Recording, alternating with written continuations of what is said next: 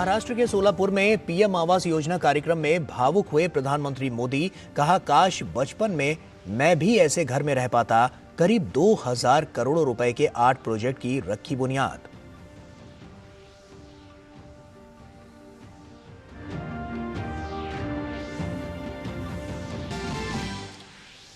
प्रधानमंत्री बेंगलुरु में नए अत्याधुनिक Boeing India engineering and technology centre campus का करेंगे उद्घाटन। चेन्नई में खेलो इंडिया यूथ गेम्स 2023 समारोह में होंगे शामिल।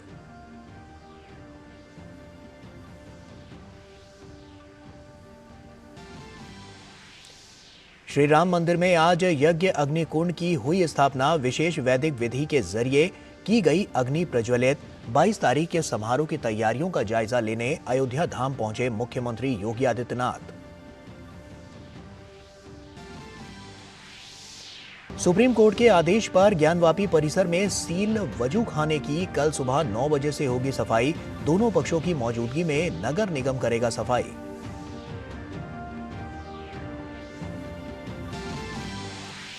और युगांडा में एनएएम के 19वें शिखर सम्मेलन में भारत का नेतृत्व करेंगे विदेश मंत्री डॉक्टर एस जयशंकर। सम्मेलन से इतर मालदीव, मिस्र, बेलारूस और अंगोला के विदेश मंत्री के साथ द्विपक्षीय और अंतर्राष्ट्रीय मसलों पर की चर्चा।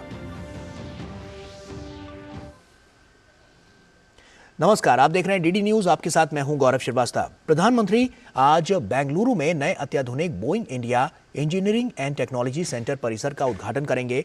1600 करोड़ रुपए की निवेश से निर्मित 43 एकड़ का यह परिसर अमेरिका के बाहर बोइंग का सबसे बड़ा निवेश है। प्रधानमंत्री बोइंग सुकन्या कार्यक्रम की भी शुरुआत करेंगे। देखिए ये खास रिपोर्ट। प्रधानमंत्री नरेंद्र मोदी अमेरिका के बाहर बोइंग के सबसे बड़े बोइंग इंडिया के अत्याधुनिक एरोस्पेस इंजीनियरिंग फैसिलिटी कैंपस का उद्घाटन करेंगे। ये कैंपस 43 एकड़ में फैला है और 1600 करोड़ की लागत से तैयार किया गया है। बोइंग इंडिया का यह निवेश वैश्विक एरोस्पेस रक्षा उद्योग को मजबूती देने में मददगार साबित होगा। यहाँ पर हमने Boeing India engineering technology centre बनाया है। ये लगभग 43 एकड़ की ज़मीन पे बना हुआ है और ये फेज़ 1 है। यहाँ पर हम लैब्स बना रहे हैं। PM Modi Boeing Sukanya programme का भी उद्घाटन करेंगे। बोइंग सुकन्या आधी आबादी के लिए विमानन के क्षेत्र में अवसर देगा। बालिकाओं की आकांक्षाओं को नई उड़ान तक ले जाएगा। ये लड़कियां विज्ञान, तकनीक, इंजीनियरिंग और गणित जैसे विषयों में कौशल सीख पाएंगी और अपनी मंजिल की जुस्तजू में अपना कारवां बढ़ाएंगी। ये भी एक ऑप्शन है। जैसे आप अपनी पढ़ाई में अपने करियर के बारे में आगे सोचने लगते हो तो एविएशन और एरोस्पेस में जो अब नई अपॉर्चुनिटीज़ भारत में होंगी या भारत से निकलेंगी, उसमें इनकी भागीदारी और इनका होना बहुत ज़्यादा ज़रूरी है। बोइंग इंडिया का भारत के साथ 80 साल पुराना दोस्ताना है। ये दोस्ताना रक्षा से लेकर उड्डयन क्षेत्र और व्यापार को आत्मनिर्भरता की तरफ बढ़ाया है। खासकर बोइंग इंडिया की इस पहल ने न केवल नागरिक उड्डयन में महिला सशक्तिकरण को बढ़ावा दिया है, बल्कि एक संदेश भी दिया है कि बात अगर उड्डयन क्षेत्र की होगी तो पूरी दुनिया की नज़र भारत पर होगी। बोइंग इंडिया की इस पहल से भारत का रक्षा क्षेत्र और विमानन क्षेत्र को मजबूती मिलेगा और बोइंग सुकन्या न केवल महिलाओं के लिए अवसर का द्वार खोलेगी, बल्कि महिलाओं की मंजिल को अनंत उड़ान तक ले जाएगी। कैमरामैन शिव सुमन के साथ धीरज कुमार, डीडी न्यूज, बेंगलुरु। और शिक्षा मंत्री धर्मेंद्र प्रधान हैदराबाद में आईआईटी में आयोजित एक कार्यक्रम में शामिल हुए और इस मौके पर उन्होंने कहा कि मैन्युफैक्चरिंग सेक्टर पर सरकार का मुख्य फोकस है। उन्होंने कहा कि मैन्युफैक्चरिंग सेक्टर देश के जीडीपी ग्रोथ में महत्वपूर्ण भूमिका निभा सकती है। We need to make India a manufacturing hub and make it to contribute at least 25% of the GDP. We are now the 5th largest economy in the world. We will soon become the 3rd largest economy, and we have set the target to become the $5 trillion economy. For all these to become a reality, the government has focused on augmenting the manufacturing sector. Make in India, invest in India, PLI schemes, FDI liberalization, all these are important policy changes that our government has undertaken. प्रधानमंत्री नरेंद्र मोदी ने भी NDRF यानी राष्ट्रीय आपदा प्रतिक्रिया बल के स्थापना दिवस पर बधाई दी है। सोशल मीडिया प्लेटफॉर्म एक्स पर प्रधानमंत्री ने मुश्किल हालात में बचाव अभियान में जुटे एनडीआरएफ के जवानों की कुछ तस्वीरें साझा की हैं।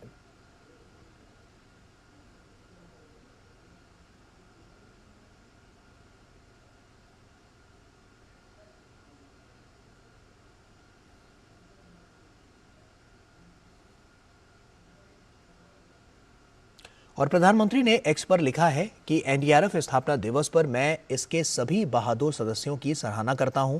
सबसे चुनौतीपूर्ण आपात स्थितियों में उनकी अद्वितीय बहादुरी और अथक प्रयास वीरता की सच्ची भावना को दर्शाते हैं। वे आशा और राहत लाने के लिए आपदाओं के बीच में जाने का साहस करते हैं। वे न केवल जीवन बचाते हैं बल्कि मानवता का सर्वश्रेष्ठ उदाहरण भी पेश करते हैं। आपदा प्रतिक्रिया और लचीलेपन के प्रति उनकी प्रतिबद्धता उल्लेखनीय है।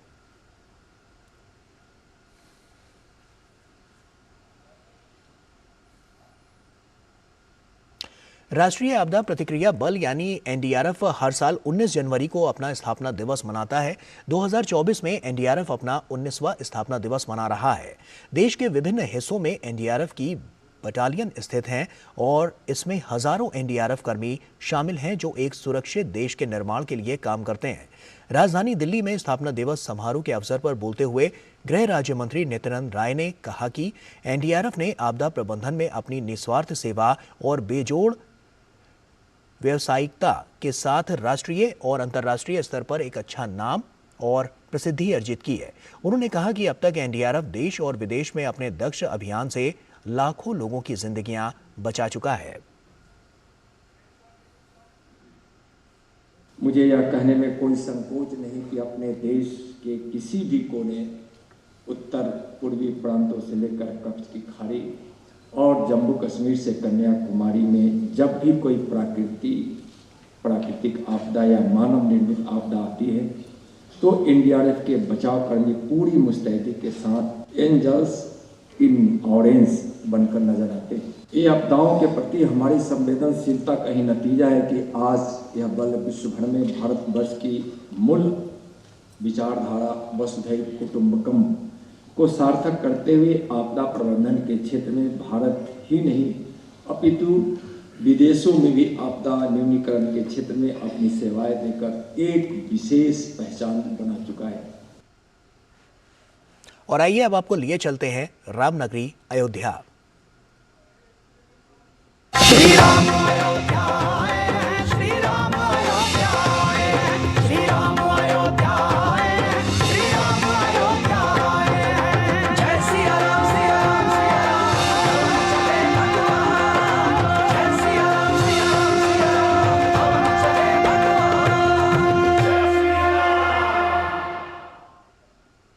श्री राम मंदिर के गर्भगृह में 22 जनवरी के मुख्य प्राण प्रतिष्ठा कार्यक्रम से पहले के अनुष्ठान चल रहा है और इस प्रक्रिया के दौरान गर्भगृह में खड़ी की गई प्रभु राम की मूर्ति की तस्वीर भी सामने आ गई है।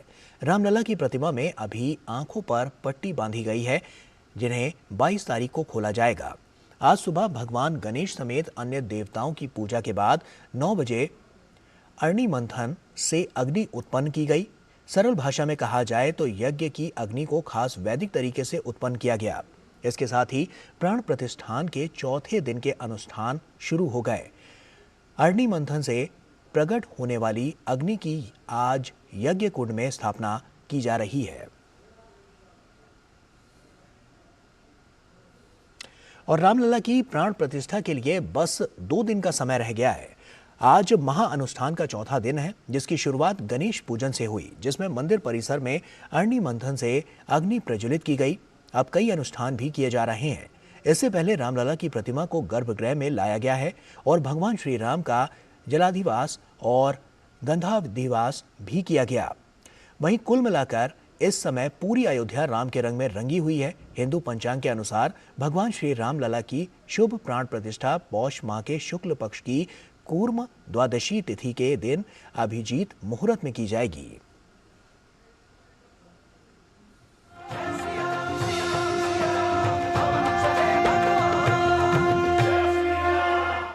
16 जनवरी से अयोध्या में शुरू हुए 7 दिनों के विशेष अनुष्ठान का आज चौथा दिन है और चौथे दिन भी आज कई प्रकार के विशेष अनुष्ठानों को पूरा किया जाएगा, जिसमें मुख्य रूप से अगर बात की जाए तो 20 प्रकार के संस्कारों को आज एक तरीके से पूरा करने की प्रक्रिया चलेगी आज चौथे दिन विशेष अनुष्ठान के तहत।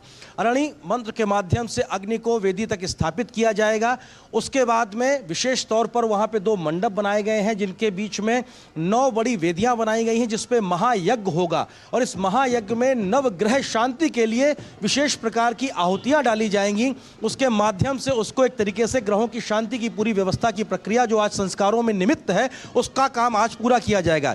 इसके अलावा बीते कल यानी कि तीसरे दिन अनुष्ठान को जो अधिवास का प्रक्रिया शुरू हुई थी विशेष प्रकार के, उसमें कई प्रकार के अधिवास आज भी किए जाएंगे जिसमें शुद्धिकरण के बाद की प्रक्रियाओं को शामिल किया जाएगा।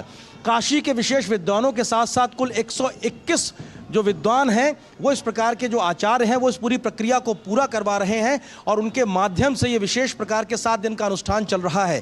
ट्रस्ट की ओर से नियुक्त किए गए यजमान डॉक्टर अनिल मिश्रा अपनी पत्नी के साथ मौजूद हैं। इसके अलावा हम जानते हैं भगवान श्री राम की प्रतिमा उस मंडप तक, मंच तक पहुंच चुकी है कल ही, जहां पर उसको स्थापित होकर प्राण प्रतिष्ठा होना है। अब सबको इंतजार 22 जनवरी का है जिसके बाद सबको रामलला के दर्शन हो पाएंगे। कैमरा सहयोगी मोंटी सिंह के साथ मैं आरिंद प्रताप सिंह, डीडी न्यूज, अयोध्या धाम से।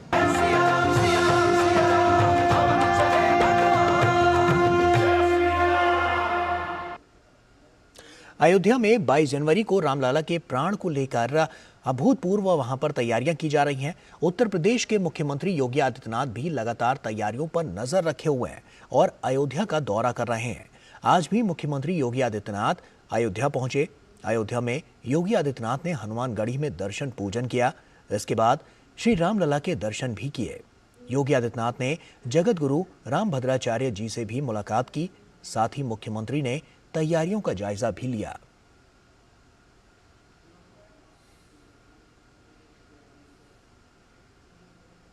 अयोध्या में रामलला की प्राण प्रतिष्ठा का दिन जैसे जैसे नजदीक आ रहा है, भक्तों में उमंग और उत्साह भी बढ़ता जा रहा है।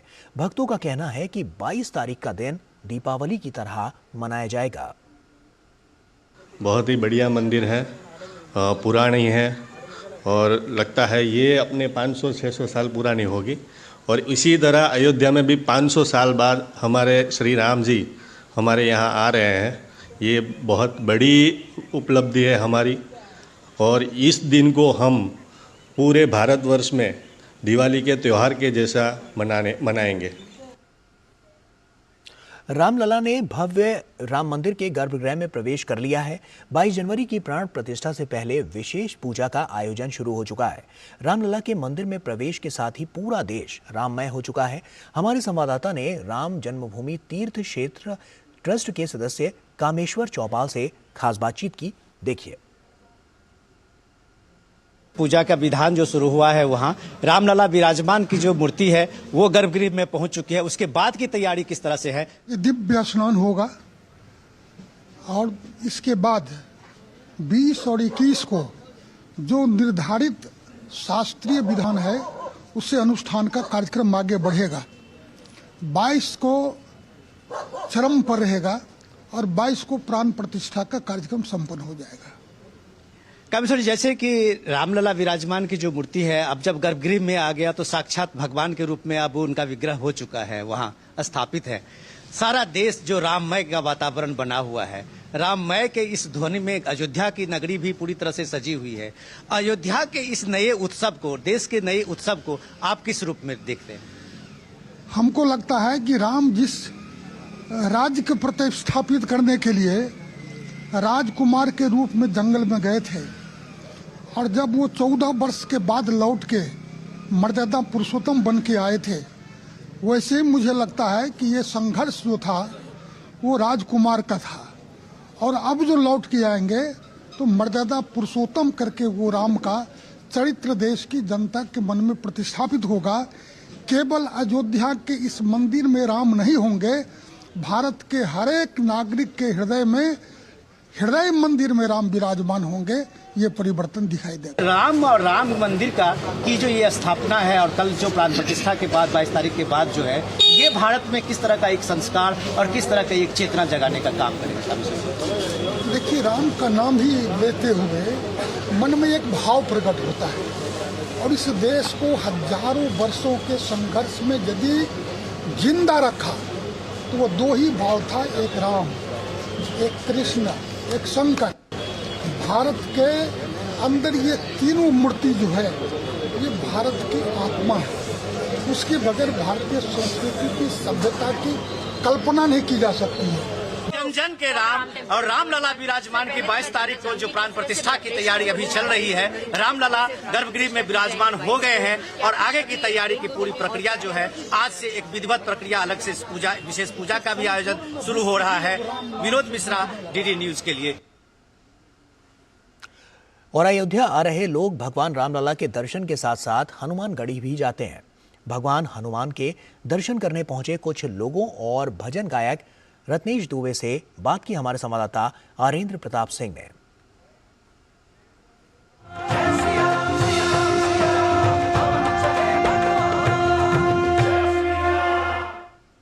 हनुमानगढ़ी के बाहर प्रयागराज से पहुंचे रत्नेश दुबे जी इस वक्त हमारे साथ मौजूद हैं। भजन गायक हैं। भगवान राम की अवध नगरी में जरा कुछ भगवान राम के लिए हो जाए। अब यहाँ तो फिलहाल राजा राम जी विराजमान हो रहे हैं, लेकिन मुझे एक मिथिला की गारी याद आ रही है, क्योंकि अवध नगरी आपने नाम लिया। गाली और गारी में ये फर्क है कि गाली वो देता है जो क्रोध में होता है, जो सुनता है उसको भी क्रोध आता है, और गारी वो देते हैं जो प्रसन्न होते हैं, जो सुनते हैं उनको अति प्रसन्नता होती है। तो भगवान जब पहली बार मिथिला पहुंचे तो मिथिला की सखियों ने उनको पकड़ा और कहा, तेरी करुणा से सबकी है विपदा टली, तेरी करुणा से सबकी है विपदा टली। हो जय हो बजरंग बली, जय हो बजरंग बली, जय हो बजरंग बली, जय हो बजरंग बली। तेरे चिंतन से हर दुख की रहना ढली, तेरे चिंतन से हर दुख की रहना ढली। हो जय हो बजरंग बली, जय हो बजरंग बली, जय हो बजरंग बली, जय हो बजरंग बली। राम नाम की शक्ति तेरे पास है, भक्तों को बहुत तुझ पे विश्वास है। राम नाम की शक्ति तेरे पास है, भक्तों को बहुत तुझ पे विश्वास है। तेरी पूजा से अंधकार घर का मिटे, हर दुख रोग भय की बदरिया हटे, हर दुख रोग भय की बदरिया हटे। तू है दानव दलन हर बलि से बलि, तू है दानव दलन हर बलि से बलि। जय हो बजरंग बली, जय हो बजरंग बली, जय हो बजरंग बली, जय हो बजरंग। बोले पवन सुत हनुमान जी महाराज की। भगवान राम आने वाले हैं, उनके स्वागत में 2 शब्द। मेरी झोपड़ी के भागा खुल जाएंगे, राम आएंगे। ओ मेरी झोपड़ी के भागा खुल जाएंगे, राम आएंगे।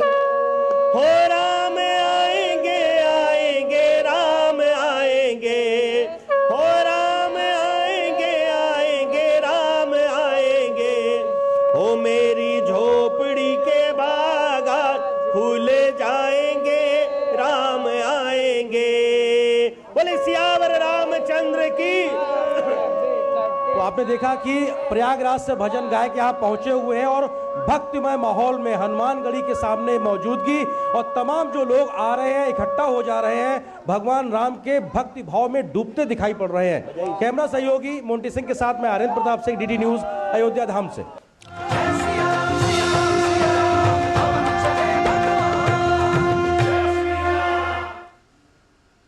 नैमिष तीर्थ तपस्या की भूमि है। इसी जगह पर मनु शतरूपा ने तपस्या करके श्री राम को पुत्र के रूप में प्राप्त किया। इसके साथ ही राजा जनक और उनकी पत्नी सुनैना ने पूर्व जन्म में इसी पावन धरा पर तप कर मां जानकी को पुत्री के तौर पर प्राप्त किया। अजय मिश्रा की ये एक्सक्लूसिव रिपोर्ट देखिए।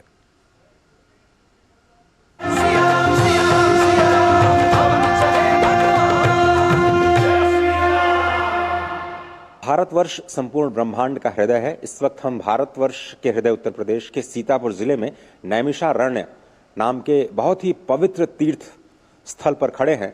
वो स्थली जहां पर भगवान श्रीमन नारायण अरण्य रूप में निवास करते हैं और यही भूमि कथा की भूमि मानी जाती है, क्योंकि इस भूमि ने जितनी कथाएं सुनी आज तक किसी भी भूमि ने नहीं सुनी। आप देखिए यहाँ पे ब्रह्मा, विष्णु और महेश साक्षात विराजमान है।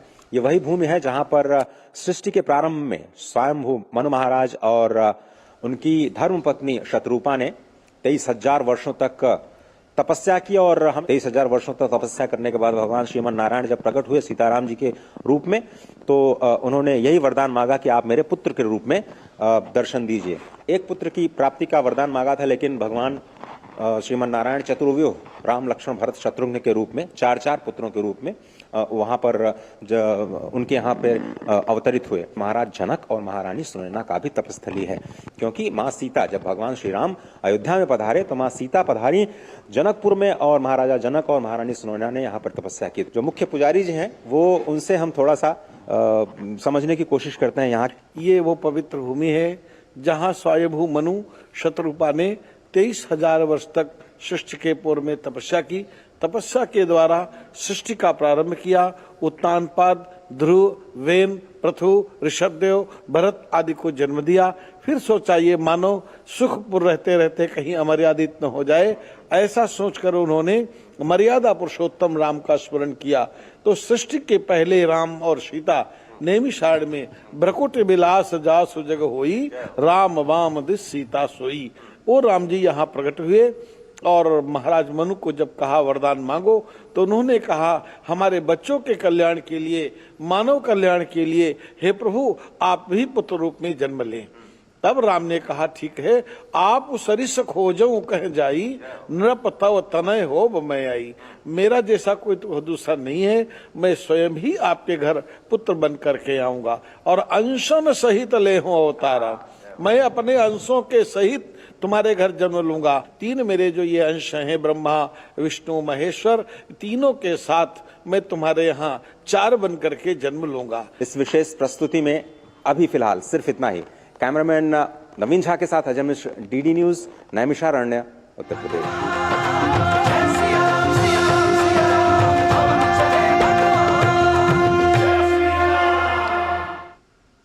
और विज्ञान में गुरुत्वाकर्षण का नियम हम सभी ने पढ़ा होगा, लेकिन क्या आपने कभी सोचा है कि भारतवर्ष की भूमि में वो कौन सी आकर्षण शक्ति है जो परम ब्रह्मा परमात्मा को अपनी गोद में आने पर विवश कर देती है?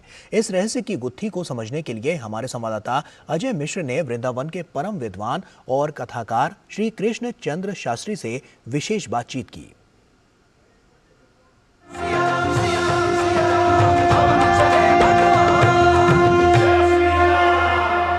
एक हिंदू जनमानस का वर्तमान केंद्रीय सरकार के प्रति, विशेषकर मोदी जी और योगी जी के प्रति आशीर्वाद निकलता है, हृदय से शुभकामनाएं निकलती हैं।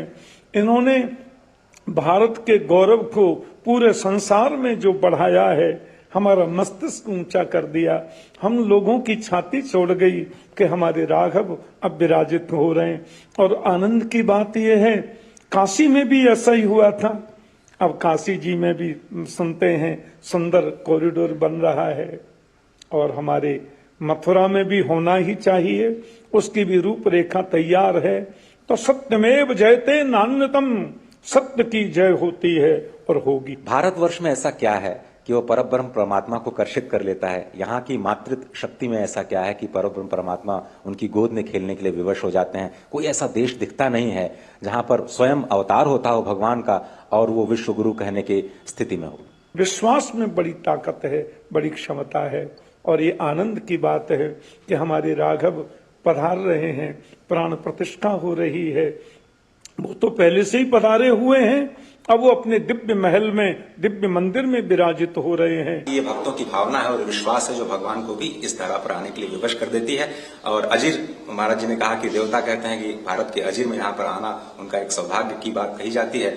और मंगल भवन मंगलहारी, द्रवम सुदर्शन अजीर बिहारी। कैमरामैन नवीन झा के साथ अजय मिश्र, डीडी न्यूज, वृंदावन धाम।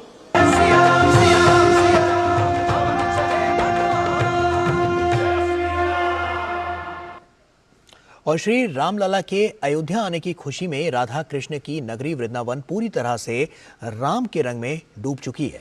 मथुरा की दुकानों पर राम की ध्वजा लहरा रही है, तो यहाँ के राधा कृष्ण अब सीता राम बनने की तैयारी में है।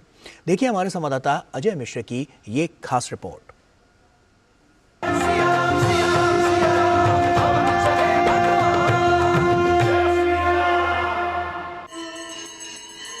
श्री राधा रानी की नगरी वृंदावन इन दिनों कृष्ण नहीं बल्कि राममय हो चली है। 22 जनवरी को श्री अयोध्या धाम में श्री रामलला की प्राण प्रतिष्ठा से पहले जगह जगह पर वृंदावन में स्वागत के बैनर सज चुके हैं। मथुरा के बाजारों में श्री राम नाम की ध्वजा लहरा रही है। श्री कृष्ण जन्मभूमि पूरी तरह से तैयार है भगवान श्री रामलला के स्वागत के लिए। श्री अयोध्या धाम में भगवान श्री राम की प्राण प्रतिष्ठा के लिए मथुरा में गजब का उत्साह है। दोनों ही पुरियां मोक्षदायिनी हैं। भगवान श्री कृष्ण और भगवान श्री राम की जन्मभूमि में बहुत गहरा संबंध है। श्री राम के सबसे छोटे भ्राता शत्रुघ्न ने ये मथुरा पुरी बसाई और भगवान कृष्ण की ससुराल अयोध्या है। आप मेरे पीछे देख रहे हैं ये कृष्ण जन्मभूमि, जहां पर अखंड वाल्मीकि रामायण का पाठ चल रहा है और बताया जा रहा है कि जो यहाँ पर भागवत भवन मेरे पीछे आप जो देख रहे होंगे वहां पर जो श्री राधा कृष्ण की मूर्ति है वो 22 जनवरी को श्री राम और श्री सीता के रूप में भक्तों को दर्शन देंगे। दुकानों पे ध्वज लहराने शुरू हो गए हैं श्री राम के। जो भंडारे हैं उसकी तैयारियां की जा रही हैं और 22 तारीख का सभी को इंतजार है जब भगवान श्री राम यहाँ पर पधारेंगे। और विशेष तौर पर मथुरा के व्यंजन, मथुरा के लड्डू, मथुरा की मिठाइयाँ बहुत ही प्रसिद्ध हैं पूरी दुनिया में और अयोध्या के लिए भी मथुरा से लड्डू बना करके भेजे जा चुके हैं। वृंदावन में प्रवेश करते ही आपको भगवान श्री रामानंदाचार्य का द्वार मिलेगा, जो समाज में समरसता का बहुत बड़ा प्रतीक है। बड़े बड़े शब्दों में स्पष्ट लिखा है, रामो विग्रहवान धर्मः। वृंदावन के कई मंदिरों में आज भी भगवान श्री राम यहाँ के लोगों के हृदय में बसते हैं। इसीलिए तो कड़कड़ाती सर्दी में भी गुरुकुल के विद्यार्थी श्री राम नाम स्तुति और आरती से ही अपने दिन की शुरुआत करते हैं। राम और कृष्ण दोनों ही पर ब्रह्म के पूर्ण अवतार होने के कारण वृंदावन के संत समाज में अति उत्साह का माहौल है। हम लोगों के हृदय में जो प्रसन्नता, जो आनंद, वो शब्दों में वर्णन नहीं किया जा सकता है। 500 वर्षों से भी अधिक संघर्ष किया हिंदू समाज ने। भगवान राम ने जहाँ जन्म लिया वो जगह सर्वविदित है, अयोध्या है और सरजू का किनारा है। मथुरा के दुकानों पर भी श्री राम नाम के ध्वज साध चुके हैं और यहाँ से बने स्पेशल लड्डू भगवान श्री रामलला के अयोध्या धाम भेजे गए हैं। भव्य उत्सव होगा यहाँ और राधा मतलब कृष्ण स्वरूप देंगे राम और सीता के रूप में। यहाँ मूर्तियों को सजाया जाएगा और भव्य स्वरूप दिया जा रहा है। और कारोबारियों का क्या इंतजाम है? कारोबारियाँ बड़े खुश हैं, अपने आप तैयारी कर रहे हैं। भंडारा भी करेंगे 22 तारीख को और राम जी के उसमें सारे लोग खुश हैं, सभी लोग। कि राम नाम लड्डू और गोपाल नाम खीर, कहते हैं ऐसा कि ठाकुर मेरा खीर का भोग लगाता है और खीर देवों को प्रिय होती है। श्री रामलला के आने की खुशी में यहाँ पर यमुना की जलधारा भी अत्यंत प्रसन्न है। क्यों ना हो, भगवान सूर्य के वंश में श्री राम आने वाले हैं और वह तो स्वयं सूर्य की पुत्री हैं। श्री मथुरा वृंदावन धाम से अजय मिश्र, डीडी न्यूज।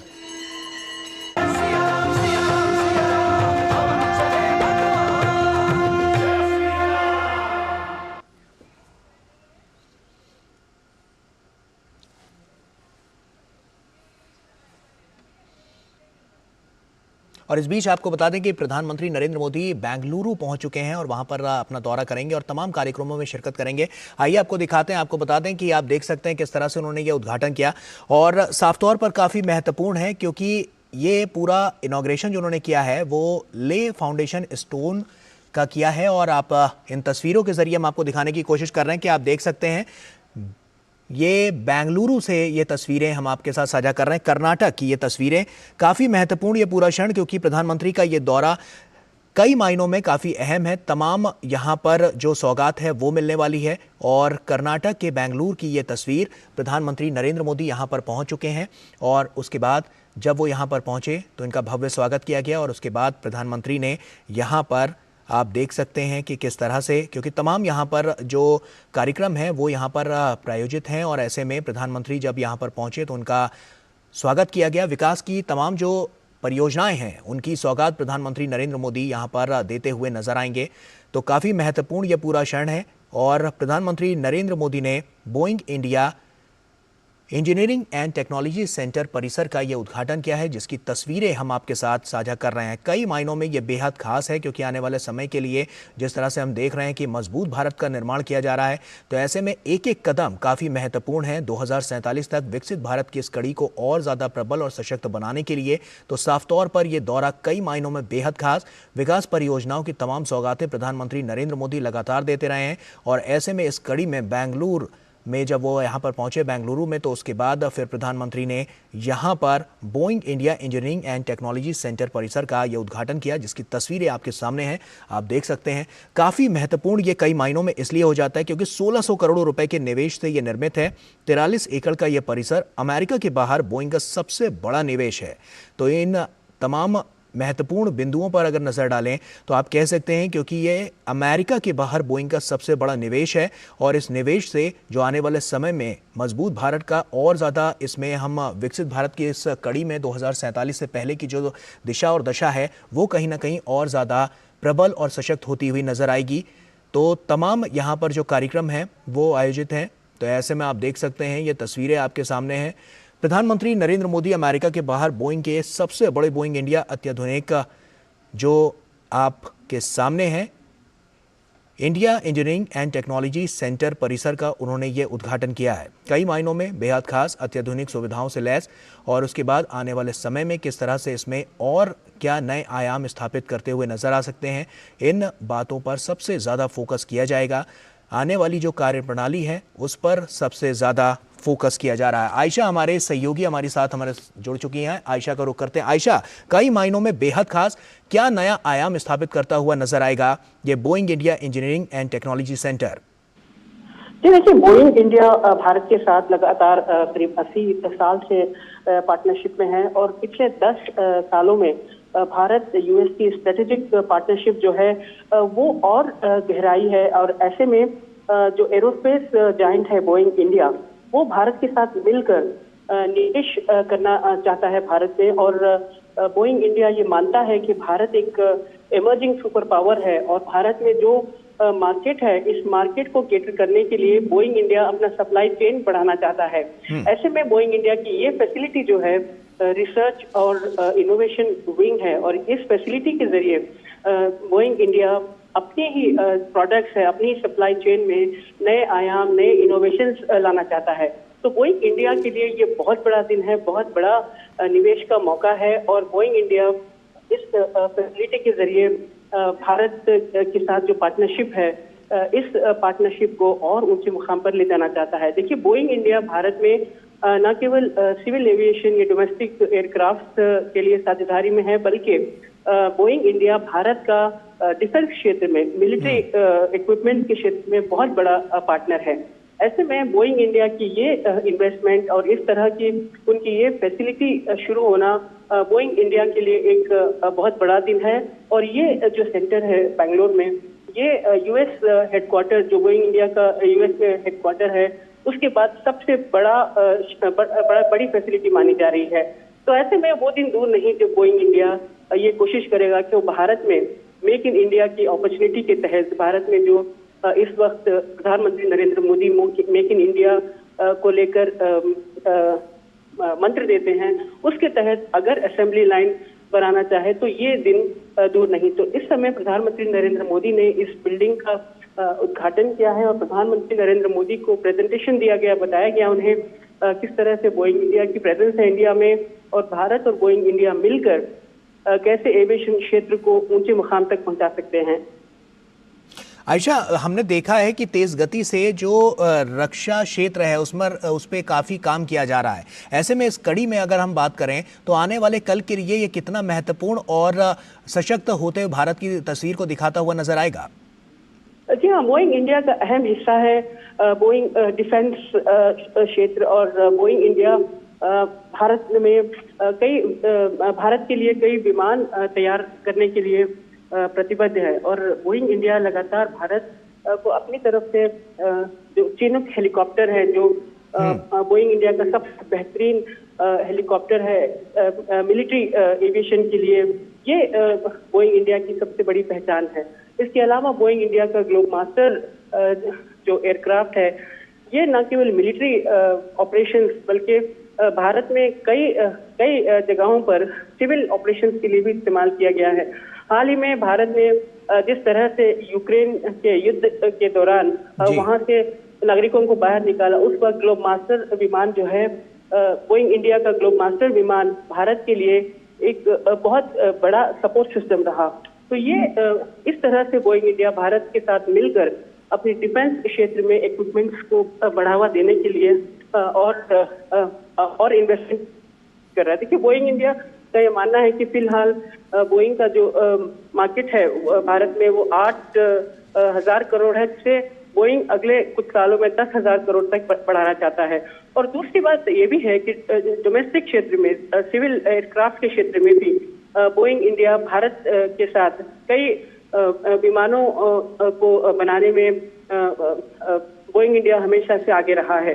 और बोइंग इंडिया की ड्रीमलाइनर विमान जो है वो भारतीय विमान कंपनियां खरीद चुके हैं और बोइंग इंडिया लगातार अपनी ड्रीमलाइनर जैसी विमानों में भी कई इनोवेशंस और नई टेक्नोलॉजी को लागू करना चाहता है। इनोवेशंस और टेक्नोलॉजी की जब हम बात करते हैं तो हम देख रहे हैं कि लगातार भारत का इसमें काफ़ी फोकस रहा है और साफ तौर पर आने वाले समय में और भी ज़्यादा इसमें मजबूती होती हुई नजर आ रही है। धीरज हमारे सहयोगी हमारे साथ जुड़ चुके हैं। धीरज, इनोवेशन और टेक्नोलॉजी की जब हम बात करते हैं तो कहीं ना कहीं हम देख रहे हैं कि भारत उसमें अग्रणी भूमिका निभाता हुआ पूरे वैश्विक पटल पर नजर आ रहा है। इस कड़ी में बोइंग का ये साथ मिलना तो कहीं ना कहीं कह सकते हैं एक नए आयाम को स्थापित करता हुआ नजर आएगा। धीरज जी, बिल्कुल आपने सही कहा। अभी जो बोइंग इंडिया का ये जो कैंपस है, ये कैंपस लगभग 43 एकड़ भूमि में है और 1,600 रुपये का जो एक इन्वेस्ट है, एक निवेश बोइंग इंडिया ने बेंगलुरु में किया है। और जहां तक आपने बात की कि कैसे जो बोइंग इंडिया का ये जो इनिशिएटिव है यहाँ के बच्चों के लिए, यहाँ के युवाओं के लिए एक नई भारत लिखेगा, तो उसका ताजा एग्जाम्पल ये है कि अभी से थोड़ी देर बाद प्रधानमंत्री जबकि यहाँ पहुंचे हैं तो प्रधानमंत्री इन्होंने अभी कैंपस का उद्घाटन किया है। उसके बाद एक जो प्रमुख जो इनिशिएटिव है वो इनिशिएटिव है बोइंग सुकन्या। बोइंग सुकन्या का उद्घाटन प्रधानमंत्री के द्वारा होगा और बोइंग सुकन्या एक ऐसा स्कीम CSR के जरिए बोइंग इंडिया ने लाया है जिसके जरिए यहाँ के युवाओं को, खास करके यहाँ की महिलाओं को, यहाँ की लड़कियों को जो नागरिक उड्डयन का जो क्षेत्र है, नागरिक उड्डयन के क्षेत्र में उनको एक शानदार अवसर उनके लिए होगा जहाँ पे कि वो कई सेक्टर में अपनी नौकरी तलाश कर पाएंगी। और जो CSR के जरिए बोइंग इंडिया ने ये पहल चलाई है, उस पहल में ऐसे बच्चे भी शामिल होंगे। जी धीरज, तो क्या उनकी आकांक्षाओं को ये एक नई उड़ान देता हुआ नजर आएगा, क्योंकि कहीं ना कहीं उनको एक पंख मिलेंगे और उनके जो सपने हैं वो भी साकार हो पाएंगे? धीरज, तो जैसा कि आप देख रहे हैं कि किस तरह से यहाँ पर ये पूरा उद्घाटन किया गया और प्रधानमंत्री ने वहाँ पर जाकर बारीकियों को भी जाना, किस तरह से आने वाले कल के लिए एक विकसित भारत के निर्माण में ये अहम भूमिका निभाता हुआ नजर आएगा।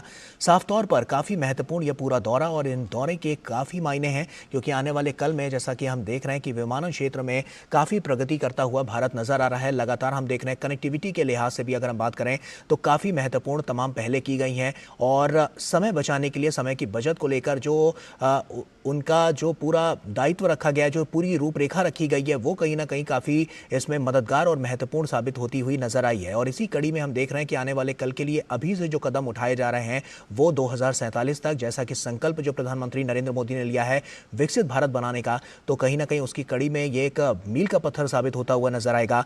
और जैसा कि अभी हमारे सहयोगी भी बता रहे थे कि बोइंग सुकन्या जो कि जिसका उद्घाटन अब से कुछ ही देर में प्रधानमंत्री नरेंद्र मोदी करेंगे, तो कहीं ना कहीं हम कह सकते हैं कि वो भी काफ़ी महत्वपूर्ण होगा।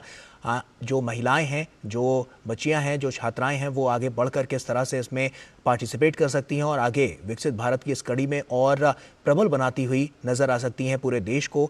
और जैसा कि आप देख रहे हैं कि प्रधानमंत्री नरेंद्र मोदी लगातार बारीकियों को जानते हुए, समझते हुए कि किस तरह से आने वाले समय में जो टेक्नोलॉजी और इनोवेशंस का जो महत्व है वो कैसे आने वाले समय में और ज़्यादा इसमें महत्वपूर्ण भूमिका निभाता हुआ नजर आएगा। इसी कड़ी में प्रधानमंत्री सारी बारीकियों को समझते हुए, क्योंकि जो बोइंग है वो अत्याधुनिक एरोस्पेस इंजीनियरिंग फैसिलिटी कैंपस का जब उन्होंने उद्घाटन किया तो आने वाले समय में साफ तौर पर अगर हम बात करें तो वैश्विक एरोस्पेस और रक्षा उद्योग को काफ़ी मजबूती प्रदान करता हुआ नजर आएगा और यही मजबूती आने वाले समय में और ज़्यादा प्रबल और विकसित भारत का निर्माण करती हुई नजर आएंगी। धीरज हमारे साथ, हमारे सहयोगी लगातार जुड़े हुए हैं। धीरज, इनोवेशंस की बात और टेक्नोलॉजी की बात तो हमने की, लेकिन इसके अलावा जैसे हम बात कर रहे हैं कि जब महिलाओं की भागीदारी इसमें और ज़्यादा सुनिश्चित की जाएगी तो कहीं ना कहीं कह सकते हैं उनकी आकांक्षाओं को नए पर मिलेंगे और वो उड़ान भर सकेंगी।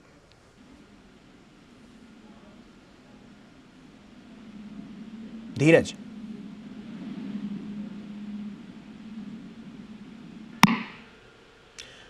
तो जैसा कि आप देख सकते हैं कि प्रधानमंत्री नरेंद्र मोदी यहाँ पर जो पूरा एग्जीबिशन है उसका दौरा करते हुए और तमाम बारीकियों को जानते हुए, समझते हुए, और हमेशा से हमने देखा है कि प्रधानमंत्री हर बारीकियों को बड़े गंभीरता के साथ लेते हुए और उसको समझते हैं, जानते हैं और उसके बाद फिर आने वाली प्रणालियाँ क्या कहती हैं और किस तरह की तैयारियां हैं उनका जायज़ा लेते हुए प्रधानमंत्री हमेशा से नज़र आए हैं। उसी की बानगी ये तस्वीरें भी हैं जिसमें आप देख सकते हैं कि किस तरह से टेक्नोलॉजी के लिहाज से, आने वाले समय के लिहाज से स्टार्टअप इकोसिस्टम भी जो है उसमें नई नई किस तरह से इनोवेशंस हो रहे हैं उसको भी प्रधानमंत्री नरेंद्र मोदी बारीकियों से समझते हैं।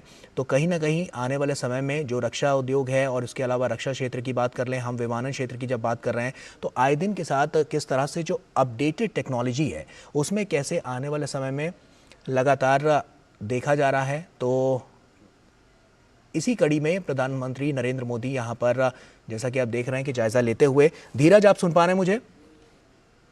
सुन पा रहा हूं, बोलिए। जी धीरज, जैसा कि हम देख रहे हैं कि महिलाओं को आगे बढ़ाने की जो कवायद है वो साफ तौर पर नजर आ रही है और इससे जिस तरह से बोइंग सुकन्या की जब हम बात करते हैं तो कहीं ना कहीं जो उनकी आकांक्षाएं हैं उनको भी काफी पर मिलते हुए नजर आएंगे इसकी शुरुआत के बाद। बिल्कुल बिल्कुल आपने सही कहा। जैसा कि अभी में जो बोइंग इंडिया के जो शीर्ष अधिकारियों से हमारी बातचीत हुई और कुछ लोगों का हमने इंटरव्यू भी किया, उस बातचीत में एक चीज नजर आया कि उन्होंने साफ तौर पे बताया कि बोइंग इंडिया का जो बोइंग सुकन्या इनिशिएटिव है ये महिलाओं के लिए उड्डयन के, नागरिक उड्डयन के क्षेत्र में एक अवसर खोलेगा, एक उनके लिए एक द्वार खोलेगा जिसमें कि वो नौकरियां पाएंगी, अनंत उड़ान भी भर पाएंगी, चाहे उनको पायलट बनने का इरादा हो, इंजीनियरिंग के क्षेत्र में जाने का इरादा हो, रक्षा के क्षेत्र में जाने का इरादा हो। और इसके लिए बोइंग इंडिया ने एक तैयारी की है, 150 लैब, स्टेम लैब बनाने की उन्होंने एक पहल की है और उनकी ये कोशिश है कि 150 स्टेम लैब में साइंस, टेक्नोलॉजी, मैथ और जो के बारे में बच्चों को जानकारी दी जाएगी। और बोइंग इंडिया की ये जो पहल है CSR के जरिए, इस पहल के जरिए उन्होंने ये कोशिश की है कि करीब 75,000 महिलाओं को या लड़कियों को वो ट्रेंड करेंगे एविएशन के क्षेत्र में और उनको एविएशन के क्षेत्र में ट्रेंड करने के बाद फिर उनको रोजगार की तरफ उन्हें उन्मुख किया जाएगा, उनको रोजगार दिया जाएगा। तो ये जो पहल जिसको हम आज देख पा रहे हैं उस पहल में जरूर आधी आबादी के लिए एक बहुत बड़ा अवसर, उन बच्चों के लिए एक बहुत बड़ा अवसर जो कि वंचित तबके के बच्चे हैं, जो दिव्यांग बच्चे हैं, जो साइन लैंग्वेज के बच्चे हैं, ऐसे बच्चों के लिए भी एक सुनहरा अवसर बोइंग इंडिया की तरफ से दिया जा रहा है। और सबसे अहम बात यह है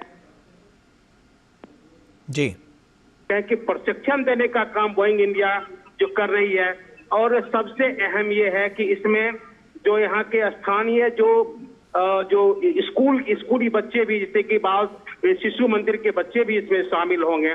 तो बोइंग इंडिया एक पहल के जरिए आगे बढ़ रही है और अपने CSR का पैसा यहाँ के जो लड़कियों की उन्नति के लिए, यहाँ की जो बालिकाओं की प्रगति के लिए, उनको रोजगार देने के लिए, उनके लिए अवसर तलाशने में खर्च कर रही है।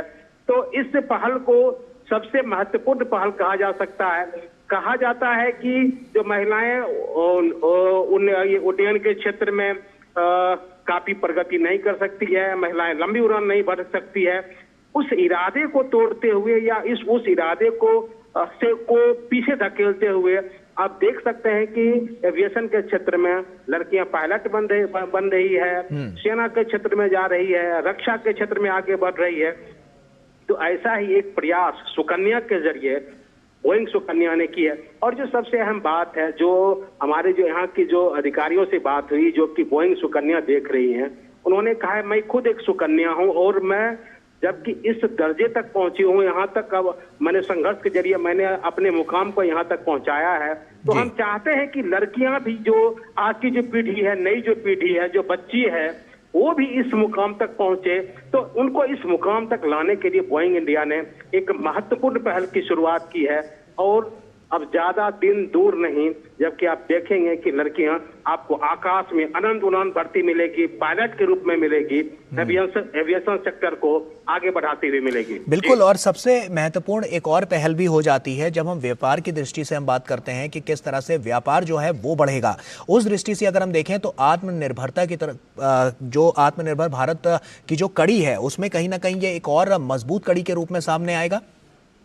बिल्कुल, आपने सही कह रहे हैं। देखिए, अभी हमने हमारी बोइंग इंडिया के जो कंट्री हेड, उनसे हमारी बातचीत हुई कि तो उन्होंने एक साफ तौर पे एक बात कही कि देखिए, भारत के साथ जो हमारा जो दोस्ताना है वो 80 साल पुराना है। 80 साल से है हम भारत के साथ मजबूती से काम कर रहे हैं, मजबूती से डटे हुए हैं, भारत में हम निवेश कर रहे हैं। और जो अभी जो उनका निवेश है, जो 1600 करोड़ की जो बात की जा रही है, उन्होंने साफ तौर पे कहा कि देखिए ये हमारा पहला स्टेज है, इसके आगे और भी कई कड़ी जुड़ेगी। और हमारा जो उद्देश्य है, हमारा जो मकसद है कि उड्डयन के क्षेत्र में भारत आत्मनिर्भर बने। तो उड्डयन के क्षेत्र में भारत तभी आत्मनिर्भर बन पाएगा जब भारत टेक्नोलॉजी के क्षेत्र में, इंजीनियरिंग के क्षेत्र में, एविएशन के क्षेत्र में या डिफेंस के क्षेत्र में अपनी तकनीक को विकसित करेगा, आत्मनिर्भर बनेगा। तो हमारी ये जो कोशिश है, बोइंग इंडिया का साफ कहना है कि हमारी जो कोशिश है कि हमारे पास जो तकनीक है, हमारे पास जो टैलेंट है, हमारे पास जो टेक्नोलॉजी है, उस टेक्नोलॉजी का इस्तेमाल, उस टेक्नोलॉजी से हम भारत को जोड़ें, उस टेक्नोलॉजी का इस्तेमाल भारत में हो, ताकि पूरी दुनिया जबकि उड्डयन क्षेत्र की बात करे, उड्डयन सेक्टर की बात करे, तो पूरी दुनिया की नजर भारत की तरफ हो। उनका साफ कहना है कि कैसे उड्डयन के क्षेत्र में भारत आत्मनिर्भर बनेगा, इसकी एक वानगी आज देखने को मिल रही है। धीरज, इस पहल के बाद जो वैश्विक स्तर पर जो भारत का कद है, कहीं ना कहीं वो और बढ़ता हुआ नजर आएगा। किस तरह से पूरा संदेश पूरी दुनिया के लिए जाता हुआ नजर आएगा? क्योंकि मजबूत कड़ी में और विकसित भारत की दृष्टि से जब हम बात करते हैं 2047 से पहले कहीं ना कहीं ये एक नया आयाम स्थापित करता हुआ नजर आएगा, एक बड़ा बदलाव। देखिए, पीएम का ये संकल्प है, विकसित भारत का संकल्प, और विकसित भारत के संकल्प के लिए पीएम ने उन सेक्टर को आगे बढ़ाने का प्रयास किया है जो सेक्टर काफी पिछड़ा हुआ था। देखिए, प्रधानमंत्री जबकि 2047 की बात करते हैं तो दो विकसित भारत की बात करते हैं, और उनका साफ तौर पे कहना है कि विकसित भारत का जबकि संकल्प लेकर भारत आगे बढ़ा है, तो कोई ऐसा सेक्टर नहीं है जो कि पीछे रह जाए। अगर आप विकसित भारत की बात कर रहे हैं तो देखिए, उन्होंने महिलाओं की बात करी है। अगर विकसित भारत की बात हो रही है तो उन्होंने उन दिव्यांगों की बात की है जिनके बारे में कहा जाता है कि ये कुछ नहीं कर सकते हैं। लेकिन देखिए, एविएशन सेक्टर में दिव्यांगों को आगे बढ़ाने की कोशिश हो रही है। अगर आप रूरल इंडिया की बात करें, ग्रामीण भारत की बात करें, तो उनकी ये कोशिश है कि कोई बिना छत के ना रहे, सबके घरों तक पानी पहुंचे, महिलाओं के पास चूल्हा पहुंचे, सिलेंडर पहुंचे।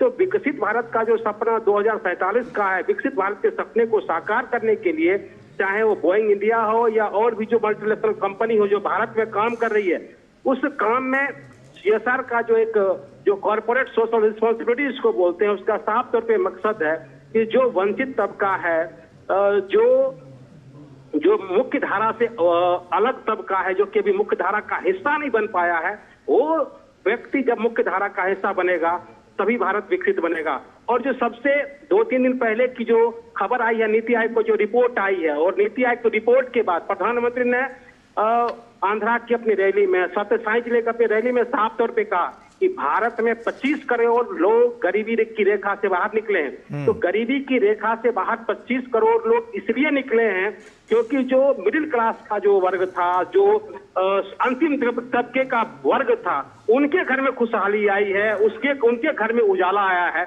उनके घर में कमाई हुई है।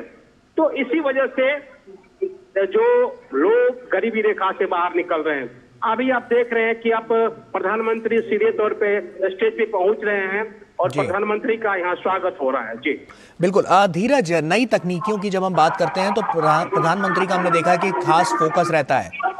और जैसा कि बस अब से कुछ ही देर में प्रधानमंत्री की सीधी तस्वीरें हम लोगों के साथ, दर्शकों के साथ साझा करेंगे। और ये सीधी तस्वीरें आप देख सकते हैं, प्रधानमंत्री यहाँ पर पहुंच चुके हैं।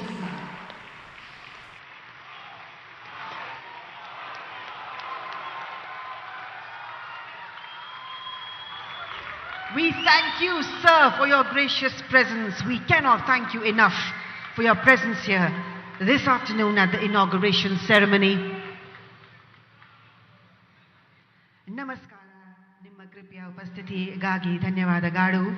We welcome all of you esteemed dignitaries, central and state government officials, senior leaders of Boeing, members of the Boeing family, members of media and guests to the inauguration ceremony of the Boeing India Engineering and Technology Center campus and the Boeing Sukanya program.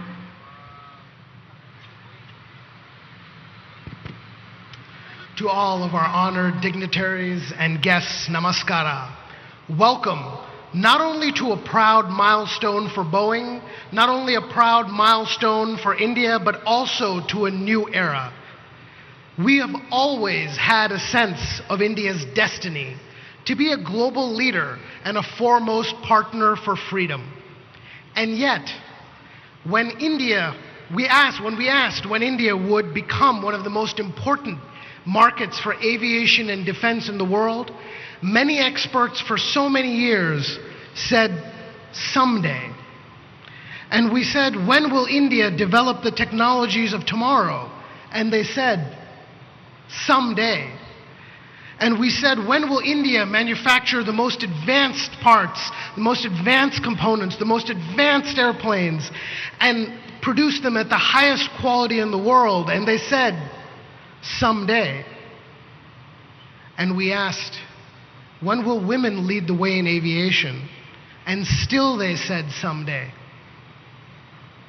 Devi aur sajnu, wo din aa gaya hai. Bharat mein wo din aaj hai. Aaj aapka swagat hai. Someday has arrived. Someday is today. And so it is the honor of a lifetime to greet the dignitaries who have joined us. The Prime Minister of India, Shri Narendra Modi ji, thank you so much for being here. The Honorable Governor of Karnataka, Shri Gehlot ji, the Honorable Chief Minister of Karnataka, Shri Siddaramaiah ji, Shri R. Ashoka ji, and of course, the Chief Operating Officer of the Boeing Company, Ms. Stephanie Pope. Welcome to the inaugural of Boeing's World Leading Center. Welcome to the inaugural of Boeing's Sukanya program for women in aviation. And welcome to someday. Thank you, Dhanyavad, and Jai Hind. Thank you, sir.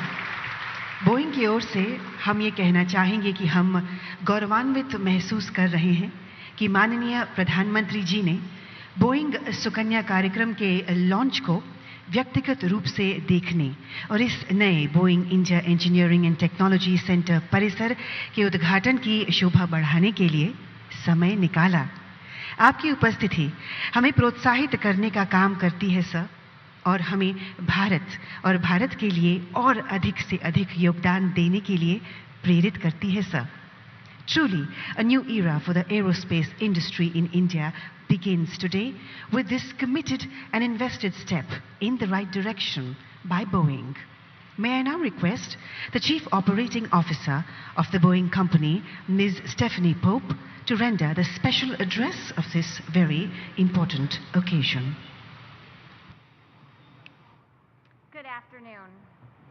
I want to thank Prime Minister Modi, honorable ministers, our Boeing partners, customers, and colleagues for being here today as we celebrate the inauguration of the Boeing India Engineering and Technology Center and the launch of the Boeing Sukanya program for empowering women on increasing women pilots in aviation.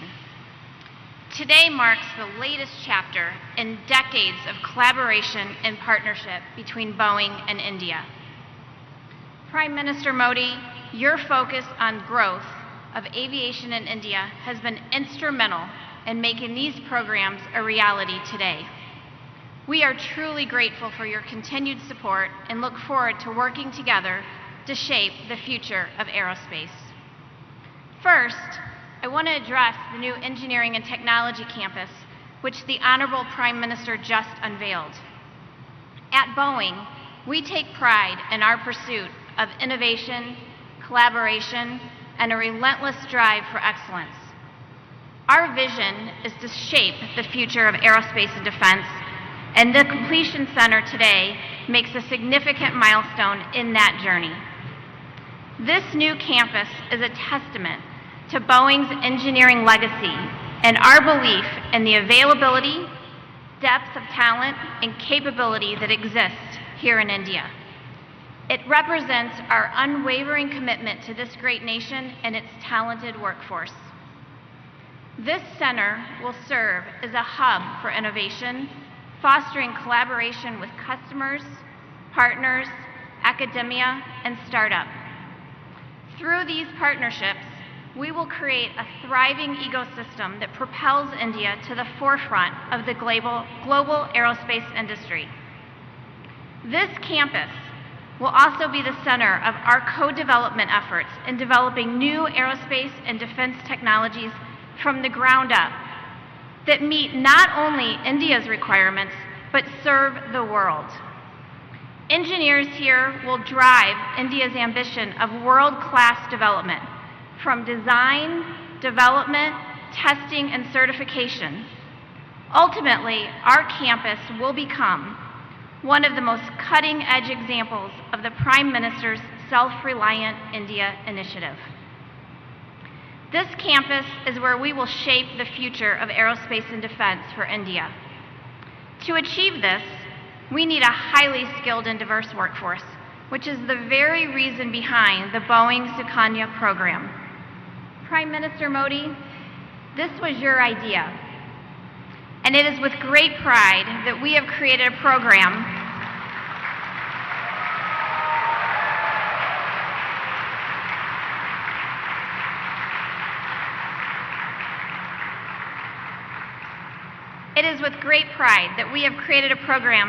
to accelerate opportunities in aviation for Indian women from all walks of life.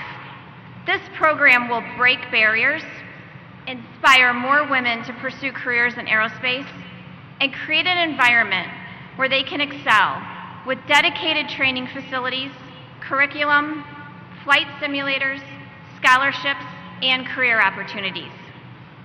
In addition to the pilot training and initiatives, the program will provide STEM labs in middle schools, inspiring and empowering young women from across the country. Through our shared values and vision, Boeing and India are committed to embracing diversity, pursuing excellence, and driving innovation. Together, we will shape the future of aviation and make a positive difference for the people of India and around the world. Thank you all for joining us here today on this very special moment. Thank you, Mr. Chief Operating Officer of the Boeing Company. May I now please call upon the determined, the visionary and the dynamic Chief Minister of Karnataka, Shri Siddaramaiah ji, to please address the audience.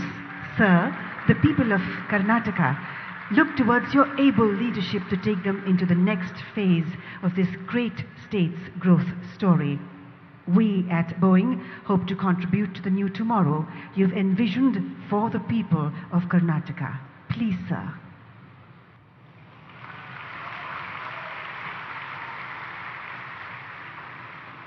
ಎಲ್ಲರಿಗೂ ನಮಸ್ಕಾರ.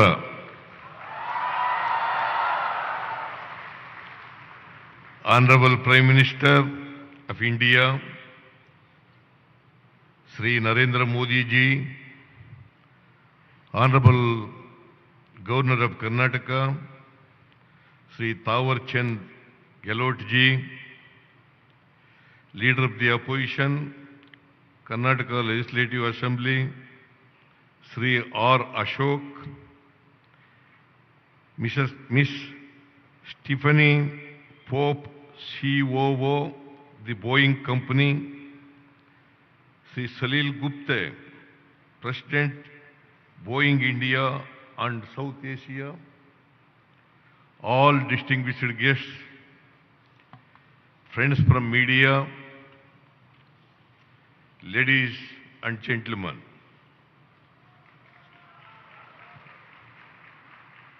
It is indeed my pleasure to be here with you, surrounded by the splendor of the 43-acre Boeing campus near the International Airport, as we witness the launch of two important Boeing initiatives by our Honorable Prime Minister. This occasion adds yet another feather to the illustrious cap of Karnataka, a state that has consistently stood at the forefront of technological advancement in India. Karnataka proudly holds the title of being the fourth largest technology cluster globally, ranking first in the India Innovation Index and leading in total exports among all Indian states.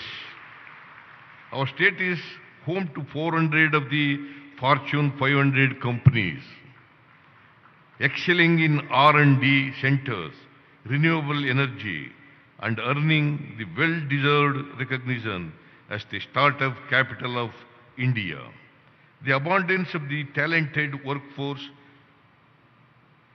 and skilled manpower makes Karnataka the natural choice for technology and knowledge-driven industries. It is no wonder why the state is the preferred destination for investments, and I wish to reiterate our unwavering commitment to providing a conducive ecosystem for businesses to thrive. In our pursuit of an investor-friendly environment, we have crafted sector-specific and pro-industry policies. Today's inauguration of the new Boeing India Engineering and Technology Center campus is a testament to our continued dedication to fostering an ecosystem that propels progress in the global aviation sector. I am particularly pleased that Boeing has chosen to establish this expansive facility near the International Airport, an emerging hub for numerous future developments, including aerospace and defense. Karnataka has proudly held the mantle of being the aerospace hub of the country, commanding over 65% of aerospace and defense exports. This new endeavor by Boeing will undoubtedly create more opportunities for our talented professionals to work on global scale projects, aligning seamlessly with our vision of enabling development across the state. However, our commitment to progress extends beyond technological advancements. It includes a commitment to inclusivity and accessibility. To this end, we are dedicated to empowering our girl children and women across the state. Karnataka has long supported the indomitable spirit of women and their invaluable contributions to our society. I am especially thrilled that this launch of Boeing Sukanya program is not just a milestone for Boeing, but also marks a significant project for women in aviation.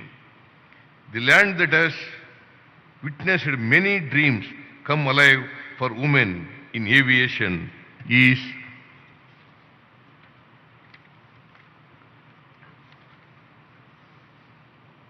so. With this, I conclude my speech. Thank you all. Jai Hind, Jai Karnataka. Thank you sir for your inspirational address. आपके प्रेरणादायक संबोधन के लिए धन्यवाद मुख्यमंत्री महोदय। Boeing में हम एरोस्पेस क्षेत्र में महिलाओं की समान भागीदारी सुनिश्चित करने के आपके दृष्टिकोण से प्रभावित हैं माननीय प्रधानमंत्री जी। आप ही के मार्गदर्शन में बोइंग टीम ने सुकन्या कार्यक्रम बनाया जो इस क्षेत्र में लड़कियों की शिक्षा की पूरी यात्रा का समर्थन करेगा। भारत के एरोस्पेस क्षेत्र में अधिक महिला पायलट्स का प्रवेश हो, ये हमारा समर्पित प्रयास रहेगा। अधिक से अधिक बालिकाएं भारत के विमानन कार्यबल में प्रवेश करें, ये हमारा लक्ष्य है। Let us watch a short film that tells the story of the Boeing Sukanya program, how Sukanya is perhaps a girl in a small town somewhere in my incredible India, and her dreams and aspirations will find wings with the Boeing Sukanya program. India already leads the world statistic of percentage of women pilots, with 15% of our pilots being women, far ahead of the global average of 5%, ladies and gentlemen. The Boeing Sukanya program aims to further advance this status quo. आइए देखें Boeing Sukanya programme पर आधारित ये लघु film जो खास आज इस महत्वपूर्ण अवसर के लिए बनाई गई है, under the guidance of the Honorable Prime Minister's vision, the Boeing Sukanya program. Sukanya, a young girl in a remote village of India. Baba, why is sky so high? Mom, what is there beyond clouds? Looking up at the kites that paint the sky, Sukanya dreams of flying amongst them and higher. Sukanya dreams of becoming a pilot. Chacha, मैं तो pilot बनूंगी. Some of the village men say it's impossible. But little do they know that her dreams would soon cross paths with the Boeing company's initiative, marking the beginning of an extraordinary adventure. India, with its rich history of reaching for the skies and beyond, has had many women in the lead over the years. Boeing, a trusted partner in India's skies for over 8 decades, is now elevating this status quo.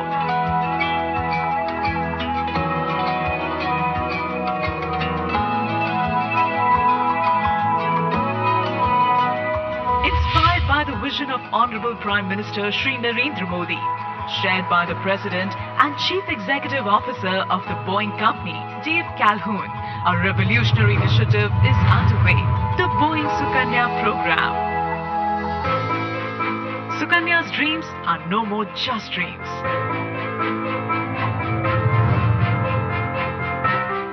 Sukanya now studies in one of the STEM labs established by Boeing in government schools across the country.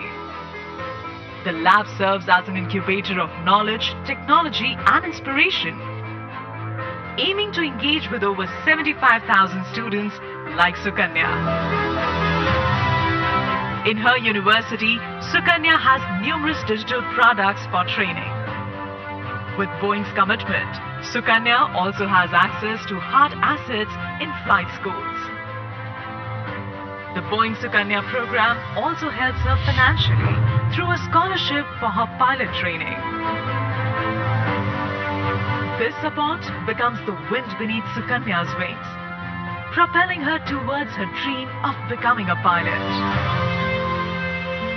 Sukanya is now a pilot.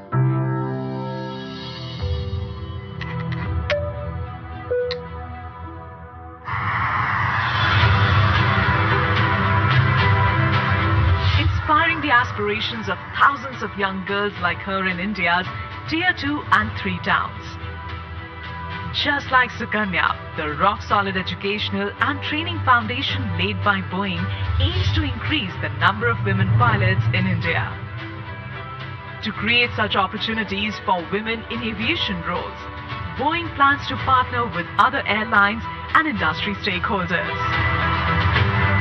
Boeing's audacious goal of having girl pilots from the remotest villages of India promises to transform industry and societal norms for a more inclusive tomorrow. Through the Boeing Sukanya program, Indian women will write a narrative of empowerment, breaking barriers and ushering in a new dawn, where the sky becomes a limitless playground for every girl child in India.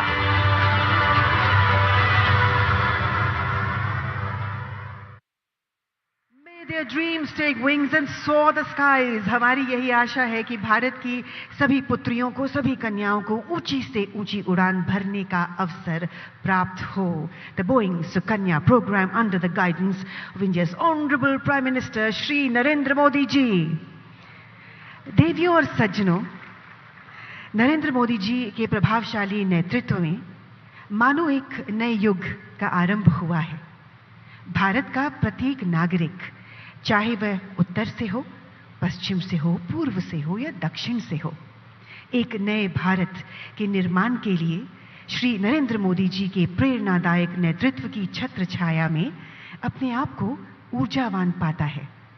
हम जो एक नए भारत के निर्माण का जोश देख रहे हैं ना, ये अभूतपूर्व है.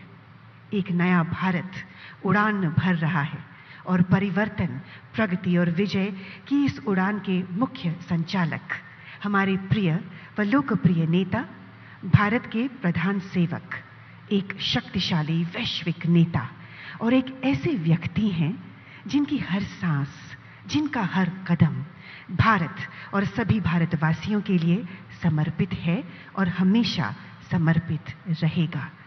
इस ऐतिहासिक अवसर को संबोधित करने के लिए हम भारत के महानतम प्रधानमंत्री श्री नरेंद्र मोदी जी से सविनय निवेदन करते हैं. India's Honorable Prime Minister Shri Narendra Modi ji, sir, please address this event.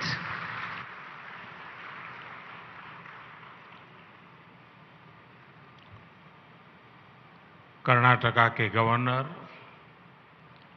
श्रीमान थावरचंद जी गहलोत, मुख्यमंत्री श्रीमान सिद्धारमैया जी, कर्नाटका विधानसभा में नेता विपक्ष आर अशोक जी, भारत में बोइंग कंपनी की सीईओ श्रीमती स्टेफनी पोप, अन्य इंडस्ट्री पार्टनर्स, देवी और सज्जनों, मैं विदेश से आए सभी अतिथियों का बेंगलुरु में विशेष अभिनंदन करता हूं.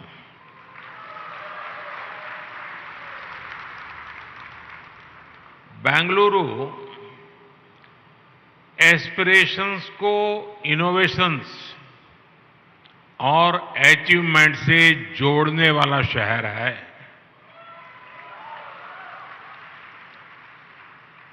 बेंगलुरु भारत के टेक पोटेंशियल को ग्लोबल डिमांड से जोड़ता है.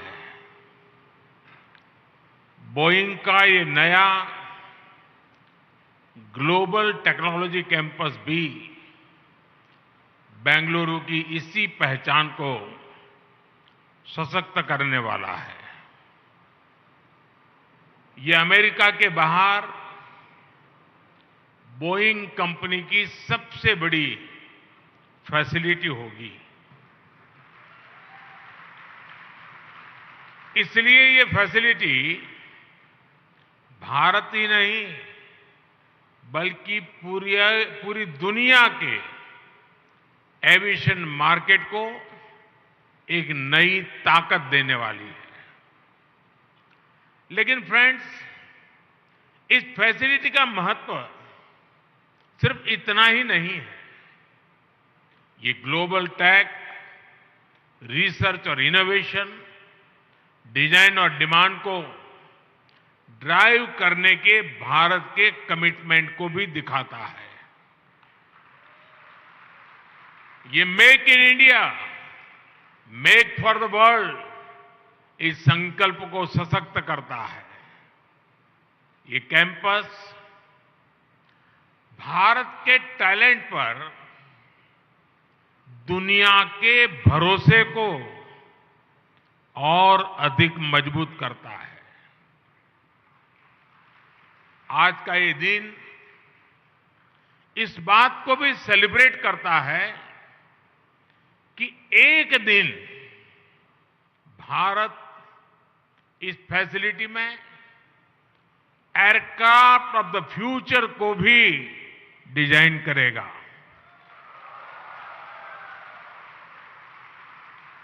और इसलिए मैं बोइंग की पूरी मैनेजमेंट को, सभी स्टेक होल्डर्स को बहुत बहुत बधाई देता हूं, बहुत बहुत शुभकामनाएं देता हूं। साथियों, आज कर्नाटका वासियों के लिए भी बहुत बड़ा दिन है। पिछले साल कर्नाटका में एशिया की सबसे बड़ी हेलीकॉप्टर मैन्युफैक्चरिंग फैक्ट्री बनकर पूरी हुई थी। अब ये ग्लोबल टेक्नोलॉजी कैंपस भी उन्हें मिलने जा रहा है। ये दिखाता है कि कर्नाटका किस प्रकार एक बड़े एविएशन हब के रूप में विकसित हो रहा है। मैं विशेष रूप से भारत के युवाओं को बधाई दूंगा, क्योंकि इस फैसिलिटी से उन्हें एविएशन सेक्टर में नई स्किल सीखने के अनेक अवसर मिलेंगे। साथियों, हमारा प्रयास है कि आज देश के हर सेक्टर में विमेन पार्टिसिपेशन को बढ़ावा दिया जाए। और आपने G20 समिट में हमारे एक संकल्प को देखा होगा। हमने दुनिया के सामने कहा है, अब समय आ गया है विमेन लेड डेवलपमेंट।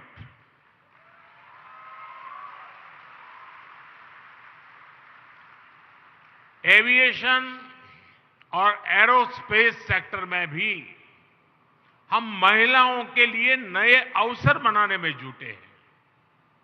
चाहे फाइटर पायलट्स हो या फिर सिविल एविएशन हो, आज भारत महिला पायलट्स के मामले में लीड कर रहा है।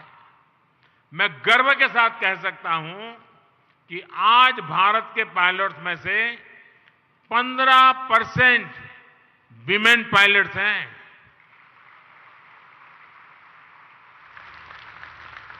और इसका महत्व तब समझ में आएगा कि ये ग्लोबल एवरेज से 3 गुना ज्यादा है।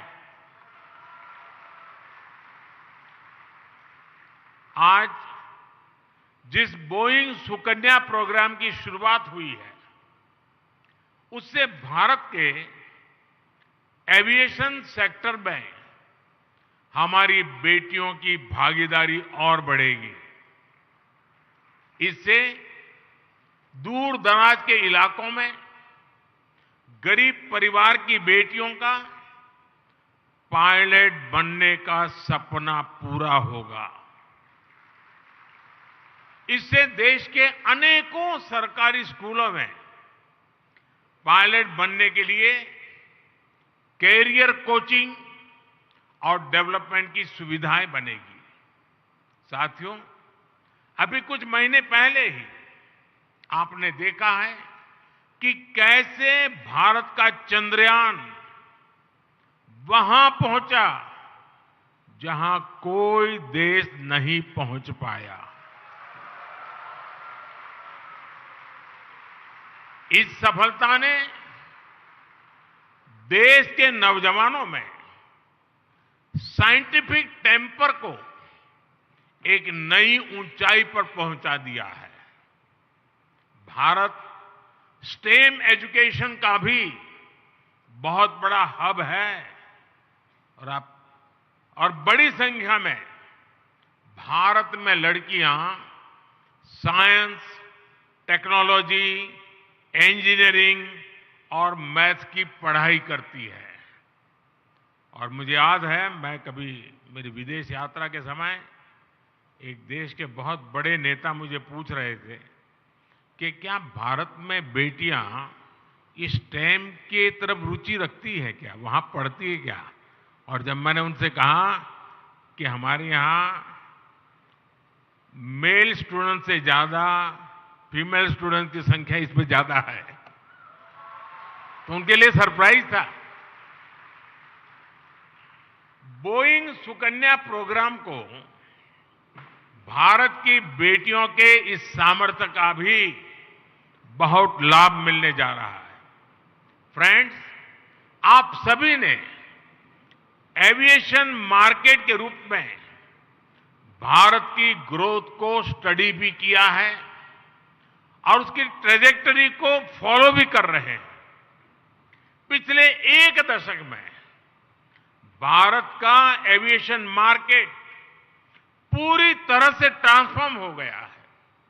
आज एविएशन सेक्टर से जुड़ा हर स्टेक होल्डर नए उत्साह से भरा हुआ है। मैन्युफैक्चरिंग से लेकर सर्विसेज तक हर स्टेक होल्डर भारत में नई संभावनाएं तलाश रहा है। आज भारत दुनिया का तीसरा बड़ा डोमेस्टिक एविएशन मार्केट बन चुका है। एक दशक में भारत में डोमेस्टिक पैसेंजर्स की संख्या 2 गुनी से भी अधिक हो जा चुकी है। इसमें उड़ान जैसी योजनाओं ने बड़ी भूमिका निभाई है। अब अगले कुछ वर्षों में डोमेस्टिक पैसेंजर्स की ये संख्या और भी बढ़ने जा रही है। इतनी बड़ी डिमांड को देखते हुए ही हमारी एयरलाइंस ने सैकड़ों नए एयरक्राफ्ट का ऑर्डर दिया है।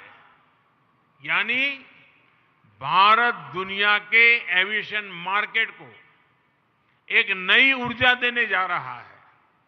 फ्रेंड्स, आज हम सभी भारत के एविएशन सेक्टर को लेकर इतने उत्साह से भरे हैं, लेकिन 10 साल में ऐसा क्या हुआ जिससे ग्लोबल एविएशन सेक्टर में भारत इतना आगे बढ़ गया?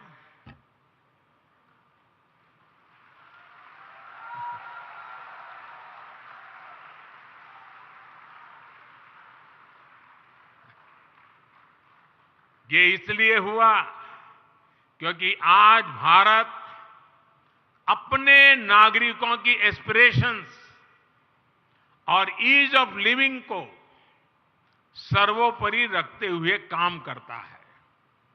एक समय था जब पुअर एयर कनेक्टिविटी हमारे यहां बहुत बड़ा चैलेंज थी।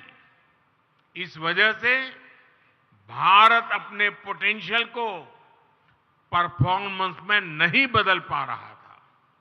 इसलिए हमने कनेक्टिविटी इंफ्रास्ट्रक्चर में इन्वेस्टमेंट को अपनी प्राथमिकता बनाया। आज भारत दुनिया के सबसे वेल कनेक्टेड मार्केट में से एक बन रहा है। 2014 में भारत में 70 के आसपास ऑपरेशनल एयरपोर्ट थे। आज देश में 150 के आसपास ऑपरेशनल एयरपोर्ट है। हमने नए एयरपोर्ट ही नहीं बनाए, बल्कि अपने एयरपोर्ट्स की एफिशिएंसी को भी कई गुना बढ़ाया है। फ्रेंड्स, भारत की एयरपोर्ट कैपेसिटी बढ़ने से एयर कार्गो के क्षेत्र में भी तेजी से बढ़ोतरी हुई है। इससे भारत के दूर सुदूर के क्षेत्रों के प्रोडक्ट उसको इंटरनेशनल मार्केट तक पहुंचाना आसान हो रहा है। तेजी से बढ़ता एविएशन सेक्टर भारत की ओवरऑल ग्रोथ और एम्प्लॉयमेंट जनरेशन को भी गति दे रही है। फ्रेंड्स, अपने एविएशन सेक्टर की ये ग्रोथ बनी रही है और तेज हो, इसके लिए भारत पॉलिसी लेवल पर लगातार कदम उठा रहा है।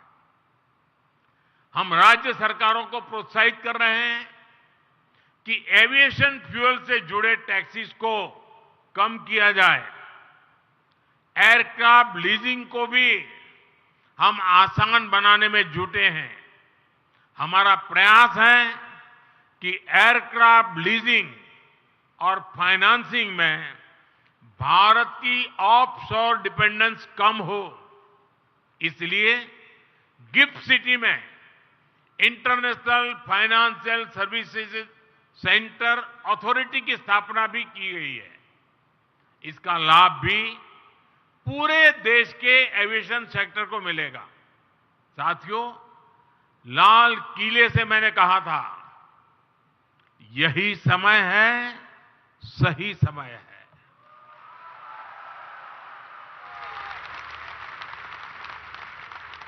बोइंग और दूसरी इंटरनेशनल कंपनियों के लिए भी ये सही समय है। ये उनके लिए भारत की तेज ग्रोथ के साथ अपनी ग्रोथ को जोड़ने का समय है। आने वाले 25 साल में विकसित भारत का निर्माण अब 140 करोड़ भारतीयों का संकल्प बन चुका है। बीते 9 सालों में हमने लगभग 25 करोड़ भारतीयों को गरीबी से बाहर निकाला है। ये करोड़ों भारतीय अब एक नियो मिडिल क्लास का निर्माण कर रहे हैं। आज भारत में हर इनकम ग्रुप में अपवर्ड मोबिलिटी देखी जा रही है। भारत का टूरिज्म सेक्टर भी तेज गति से एक्सपांड कर रहा है। यानी आप सबके लिए एक से बढ़कर एक नई संभावनाएं बन रही है। आपको इसका ज्यादा से ज्यादा लाभ उठाना है। फ्रेंड्स, जब भारत में इतनी संभावना है, तब हमें भारत में एयरक्राफ्ट मैन्युफैक्चरिंग इकोसिस्टम का भी तेजी से निर्माण करना होगा। भारत में एमएसएमईज का एक सशक्त नेटवर्क है। भारत में एक बहुत बड़ा टैलेंट पूल है। भारत में एक स्टेबल सरकार है।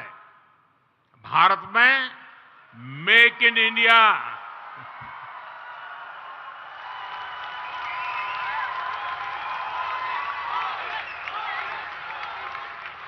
मुख्यमंत्री जी, ऐसा होता रहता है।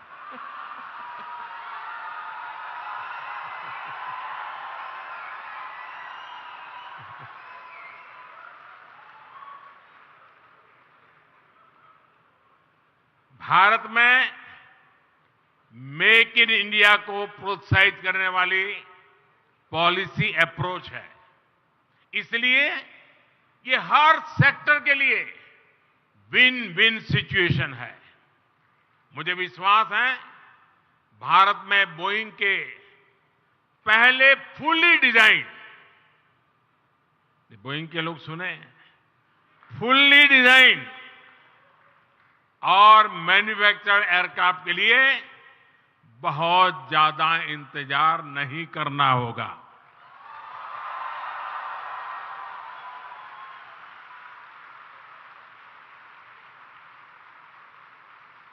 मुझे विश्वास है कि भारत की एस्पिरेशंस और आपकी एक्सपेंशन ये एक मजबूत पार्टनरशिप के रूप में उभरेगी।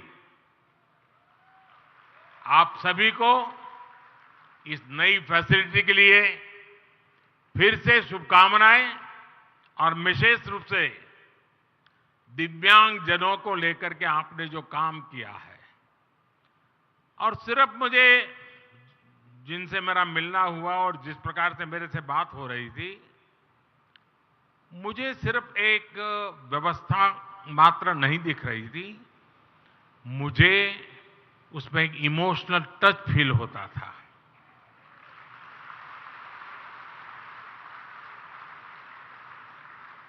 और बोइंग की टीम के कन्विक्शन के बिना ये इमोशनल टच संभव नहीं है।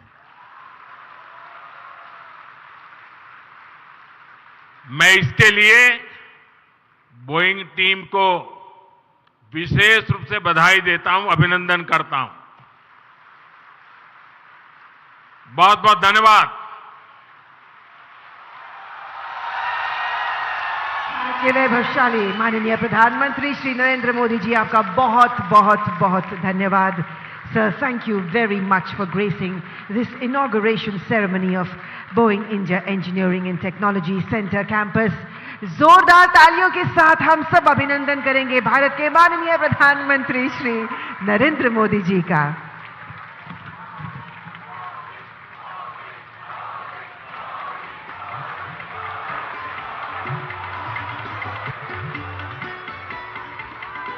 बहुत बहुत धन्यवाद सर, आभार आपका कि आप समय निकाल आज यहाँ आए। Ladies and gentlemen, as the Honorable Prime Minister departs from the venue, please do remain seated until he exits the venue.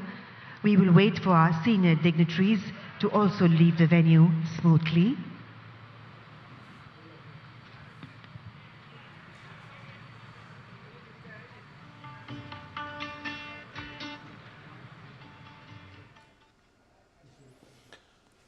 ये सीधा प्रसारण आप बेंगलुरु से देख रहे थे। प्रधानमंत्री नरेंद्र मोदी ने इस समय जो संबोधन दिया है उसकी कुछ बड़ी बातें आपको हम बताते हैं। अमेरिका के बाहर बोइंग की ये सबसे बड़ी सुविधा जिसकी शुरुआत बेंगलुरु में हुई है।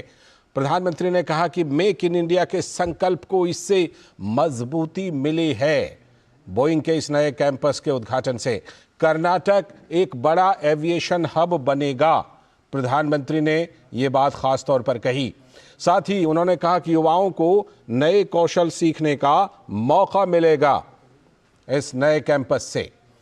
देश के हर सेक्टर में महिला भागीदारी को बढ़ाने का प्रण सरकार का है और उस पर काम हो रहा है। विमेन लेड डेवलपमेंट का समय आ गया है, यानी महिला के नेतृत्व में विकास। आज भारत महिला पायलट के मामले में अग्रणी है। करीब करीब 15% महिला पायलट हैं। बोइंग सुकन्या प्रोग्राम के बाद बेटियों की भागीदारी और बढ़ेगी। ये बड़ी बात प्रधानमंत्री के संबोधन की। गरीब परिवारों की बेटियों का सपना इसके जरिए अब पूरा होगा, पायलट बनने का और एविएशन सेक्टर में काम करने का। आज भारत दुनिया का तीसरा बड़ा घरेलू विमानन मार्केट है। हमारे नए एयरपोर्ट और एयरपोर्ट की क्षमता को हमने बढ़ाया है पिछले 10 सालों में। खास तौर पर एयरपोर्ट की संख्या 2 गुनी से भी ज्यादा हो गई है ऑपरेशनल एयरपोर्ट की। हम राज्य सरकारों को भी लगातार प्रोत्साहन दे रहे हैं। प्रधानमंत्री ने खास बात कही, यही समय है, सही समय है। इसका उद्घोष लाल किले से भी प्रधानमंत्री ने किया था। आज भी उन्होंने ये बात दोहराई। साल 2047 तक विकसित भारत का संकल्प हमने लिया है, हमारे देश के युवाओं ने लिया है। रिसर्च और इनोवेशन के प्रति भारत की लगातार प्रतिबद्धता बढ़ती जा रही है और इस पर भारत काम कर रहा है। भारत के जरिए पूरी दुनिया के एविएशन को ताकत मिल रही है और ये क्षेत्र मजबूत हो रहा है। महिलाओं के लिए नए अवसर बनाने में हम जुटे हुए हैं और लगातार ये अवसर बढ़ रहा है। आज भारत के पायलट में से 15% महिलाएं हैं, जो वैश्विक औसत से 3 गुना है। चंद्रयान 3 का जिक्र किया प्रधानमंत्री ने। उन्होंने कहा कि इसके कारण हम नई ऊंचाई पर हैं। साइंटिफिक टेम्परामेंट नई ऊंचाई पर है देश में युवाओं के बीच। Bharat aircraft of the future को डिजाइन करेगा और ये शुरुआत हो चुकी है बोइंग के कैंपस के साथ। हमारे संवाददाता धीरज कुमार जो बेंगलुरु में मौजूद हैं, वो हमसे जुड़ रहे हैं, उनसे और ज्यादा जानकारी लेते हैं। धीरज, सबसे पहले तो आपसे ये बात करना चाहूंगा कि ये जो बोइंग का Sukanya programme, Boeing Sukanya programme है, इस पर हमने वीडियो भी देखा। इसका जो पूरा कॉन्सेप्ट है धीरज, ये तो लगता है कि क्रांतिकारी बदलाव वाला कॉन्सेप्ट है जिसमें बोइंग भागीदारी कर रहा है। बिल्कुल आपने सही कहा। बोइंग सुकन्या का ये जो प्रोग्राम है, जिसे कि आज प्रधानमंत्री ने बेंगलुरु से लॉन्च किया है जी, ये स्कीम महिलाओं के लिए एक अवसर बनेगा, महिलाओं के लिए अवसर के द्वार को खोलेगा। जिस प्रकार से बोइंग ने अपने CSR के जरिए ये घोषणा की है, अपने जो कॉर्पोरेट सोशल रिस्पॉन्सिबिलिटी के जरिए ये घोषणा की है कि वह भारत में 150 लैब का निर्माण करेगी जी, जिससे कि वो स्टेम लैब का है, जिसने कि उसे स्टेम लैब का है, मतलब उस लैब में साइंस, टेक्नोलॉजी, इंजीनियरिंग और मैथ की पढ़ाई होगी। इन चारों सब्जेक्ट को जोड़कर उन्होंने इसे स्टेम कहा। और इसके अलावा जो वंचित तबके के लोग हैं, जो दिव्यांग हैं, जो साइनिंग लैंग्वेज के बच्चों हैं, उनके लिए एक विशेष अवसर, जैसा कि प्रधानमंत्री ने जिक्र किया कि हमने उन बच्चों से मिला तो केवल मुझे उम्मीद नहीं जगी, बल्कि हमने उनमें एक इमोशनल टच भी देखा कि कैसे जो छोटे छोटे बच्चे हैं और कैसे छोटे छोटे बच्चे अनंत गगन में उड़ान भरना चाहते हैं। और बोइंग इंडिया की ये जो पहल हुई है, ऐसे ही बच्चों के लिए हुई है, जो कि बच्चों को प्रशिक्षण देगा। और जो बोइंग इंडिया का जो ये प्रयास है, CSR का ये जो प्रयास है, जिसका जिक्र मैंने किया कि 150 लैब, इन 150 लैब में लगभग 75,000 बच्चों का प्रशिक्षण होगा। और ये 75,000 बच्चे एविएशन के क्षेत्र से सीधे तौर पर जुड़ेंगे, पायलट बनेंगे और आपको विमान में अनंत उड़ान को भरते हुए देखे जाएंगे। जैसा कि आज प्रधानमंत्री ने जिक्र किया कि कैसे भारत का एविएशन सेक्टर जो है उसने बीते 9 सालों में प्रगति की है। उन्होंने साफ तौर पर बताया कि कैसे हमने एयरपोर्ट की जो संख्या बढ़ाकर हमने 150 की है। मैन्युफैक्चरिंग हब, उन्होंने साफ तौर पे कहा कि जो लोग कह रहे हैं कि मेक इन इंडिया, तो मेक इन इंडिया का उपयोग केवल भारत के लिए ना हो, मेक इन इंडिया का उपयोग मेक इन द वर्ल्ड के लिए भी हो। हम जो संसाधन बनाए उस संसाधन को हम दुनिया को भी हम उसे मुहैया कराएं। जैसा कि बोइंग इंडिया ने आज भारत के साथ जो एक तरीके से जो करार किया है, या कहें कि जो उन्होंने कुछ कैंपस का उद्घाटन जिसका कि प्रधानमंत्री ने कहा है, उसने साफ तौर पे कहा है कि हमारा जो टेक्नोलॉजी है, हमारी जो तकनीक है, उस तकनीक का इस्तेमाल भारत में हो, इसलिए हमने ये कैंपस तैयार किया है। और हम चाहते हैं कि आने वाला जो समय होगा, आगे का जो काल होगा, उस काल में भारत अपने यहाँ इस तकनीक का, इस टेक्नोलॉजी का इस्तेमाल करे, इस तकनीक को विकसित करे। और उसी का जिक्र आज प्रधानमंत्री ने किया है। और भारत जबकि उस तकनीक को विकसित करेगा तो वो दिन दूर नहीं जब एविएशन के सेक्टर में, रक्षा के क्षेत्र में पूरी दुनिया भारत की तरफ देखेगी, जिसका कि जिक्र अभी प्रधानमंत्री जी ने किया है। तो एविएशन सेक्टर के लिए एक, और एविएशन सेक्टर में खास करके आधी आबादी के लिए एक दरवाजा जो खोलने की कोशिश की है बोइंग इंडिया, ये काफी महत्वपूर्ण है। और जैसा कि भी PM ने अपने संबोधन में जिक्र किया कि जो भारत में जो पायलट हैं लगभग 15% हैं, जो कि पूरी दुनिया से 3 गुना अधिक है। लेकिन जब बोइंग इंडिया का आज ये प्रोग्राम शुरू हुआ है तो वो दिन दूर नहीं, जबकि आने वाले समय में 50% जो महिलाएं होगी वो पायलट होंगी, पायलट के रूप में हमें दिखेगी। तो सुकन्या एक बहुत बड़ा अवसर आधी आबादी के लिए, महिलाओं के लिए आने वाला है, जिसकी की आज शुरुआत हुई है। जी धीरज, जिस तरह से प्रधानमंत्री ने अपने संबोधन में जिक्र किया कि भारत मेक इन इंडिया की पॉलिसी को बढ़ावा दे रहा है, बोइंग का ये कैंपस है, हम जानते हैं कि अमेरिका के बाद ये सबसे बड़ा कैंपस बेंगलुरु में बोइंग खोल रहा है। प्रधानमंत्री ने जो जिक्र किया कि यही समय है, सही समय है, और बोइंग जैसी कंपनियों के लिए भी ये बिल्कुल सही समय है कि वो भारत के तेज विकास के साथ अपने आप को जोड़ें। ये पैगाम प्रधानमंत्री का निश्चित रूप से बड़ा पैगाम, खास तौर पर बोइंग जैसी कंपनियों के लिए और दुनिया की बड़ी कंपनियों के लिए। जी बिल्कुल बिल्कुल, आपने सही कहा। प्रधानमंत्री ने इस बात का जिक्र किया है और उसने साफ तौर पे, जो ऐसा पहले ये लग रहा था कि बोइंग इंडिया ये जो जिस इनिशिएटिव की शुरुआत की है, तो उस इनिशिएटिव के जरिए भारत में एक जिम्मेदारी देने की कोशिश करेगी बोइंग इंडिया कि हमने अपने यहाँ कितना बड़ा इन्वेस्ट किया है। प्रधानमंत्री ने उन्हें बोइंग इंडिया को दूसरे शब्दों में समझाया है कि आपको भी भारत के जो एस्पिरेशन है, भारत के जो टैलेंट है, उसको आपको फायदा मिलेगा। इस चीज को बोइंग इंडिया भी समझे। और आपने बिल्कुल सही कहा, प्रधानमंत्री ने यह जिक्र किया और बोइंग इंडिया ने खुद कहा कि ये जो इन्वेस्टमेंट है, ये जो कैंपस है, जिनका टेक्नोलॉजी जो कैंपस जो बोइंग इंडिया ने विकसित किया है, ये अमेरिका से बाहर बोइंग इंडिया का सबसे बड़ा इन्वेस्टमेंट है, सबसे बड़ा। और ये जो बेंगलोर का ये जो पार्क है, जिस पार्क का आज PM ने उद्घाटन किया है, ये लगभग 1600 करोड़ में 43 एकड़ का ये पार्क है। और बोइंग इंडिया के अधिकारियों ने साफ तौर पे कहा है कि ये जो है बोइंग इंडिया का पहला अध्याय है, पहला स्टेप है। और इसके बाद इस कैंपस से बोइंग इंडिया की कई कड़ी जो है वो भारत में जुड़ता जाएगा। और जिसका जिक्र अभी खुद प्रधानमंत्री ने कहा है कि हमने राज्य के मुख्यमंत्रियों को कहा है कि आप अपने टैलेंट को समझें, आप अपने जो एस्पिरेशन, जो हमारे एस्पिरेंट हैं, जो हमारे टैलेंटेड बच्चे हैं, उस टैलेंटेड बच्चों के एस्पिरेशन को समझें और कैसे उसके पोटेंशियल को यूज किया जा सकता है और उसके पोटेंशियल को यूज करके भारत को एक एविएशन के क्षेत्र में मैन्युफैक्चरिंग हब के रूप में भारत को विकसित किया जा सकता है, जिसका जिक्र आज खुद प्रधानमंत्री ने किया है। जी धीरज, खास तौर पर प्रधानमंत्री ने एक बार आज फिर से जिक्र किया कि बीते 10 सालों में करीब 25 करोड़ लोग गरीबी रेखा से बाहर निकल गए हैं।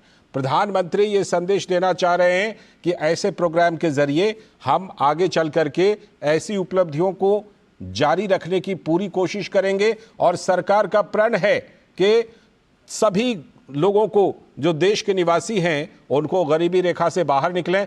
ऐसे में इस तरह के जो प्रोग्राम हैं और इस तरह के जो निवेश हैं बड़ी कंपनियों के द्वारा, वो एक बड़ा हथियार साबित हो सकते हैं इस कार्यक्रम में भी।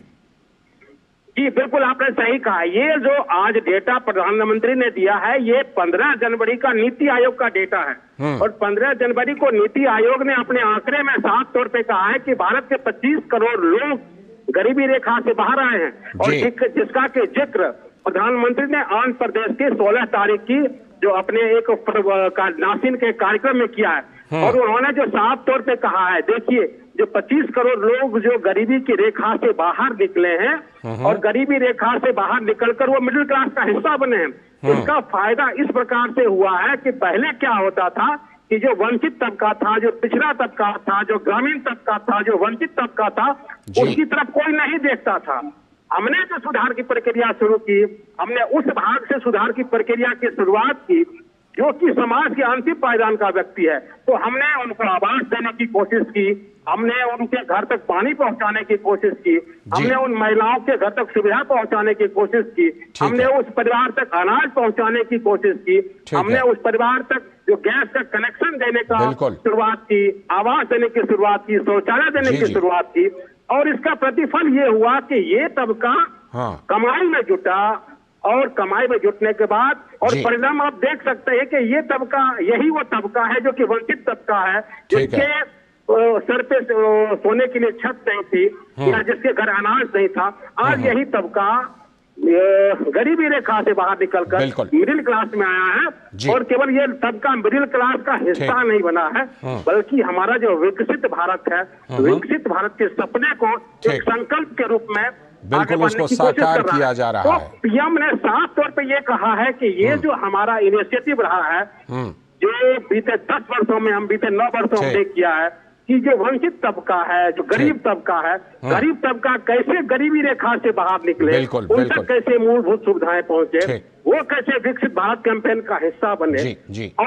और उसके बाद वो कैसे, जब तक वो मुख्य धारा का हिस्सा नहीं बनेगा, तब तक वो बोइंग इंडिया या सुकन्या जैसे कार्यक्रम में जुड़ नहीं पाएगा या किसी मल्टीनेशनल कंपनी में जाके नौकरी की तलाश नहीं कर पाएगा या किसी अच्छे अवसर की तलाश में नहीं जुटेगा। तो प्रधानमंत्री का ये जो कैंपेन है, ये जो अभियान है बीते 9 सालों में, कि कैसे जो वंचित तबके को मुख्य धारा का हिस्सा बनाया जाए। तो आज बोइंग इंडिया का ये जो अभियान है, इस अभियान को तभी मूर्त रूप मिलेगा, इसलिए मूर्त रूप मिलेगा क्योंकि ये जो वंचित बिल्कुल, इसीलिए ये संकल्पना भी रखी गई है कि ये जो बोइंग सुकन्या प्रोग्राम है, इसमें खास तौर पर टियर 2 और टियर 3 के बच्चे इसमें आए, साइन लैंग्वेज के बच्चों से मिले।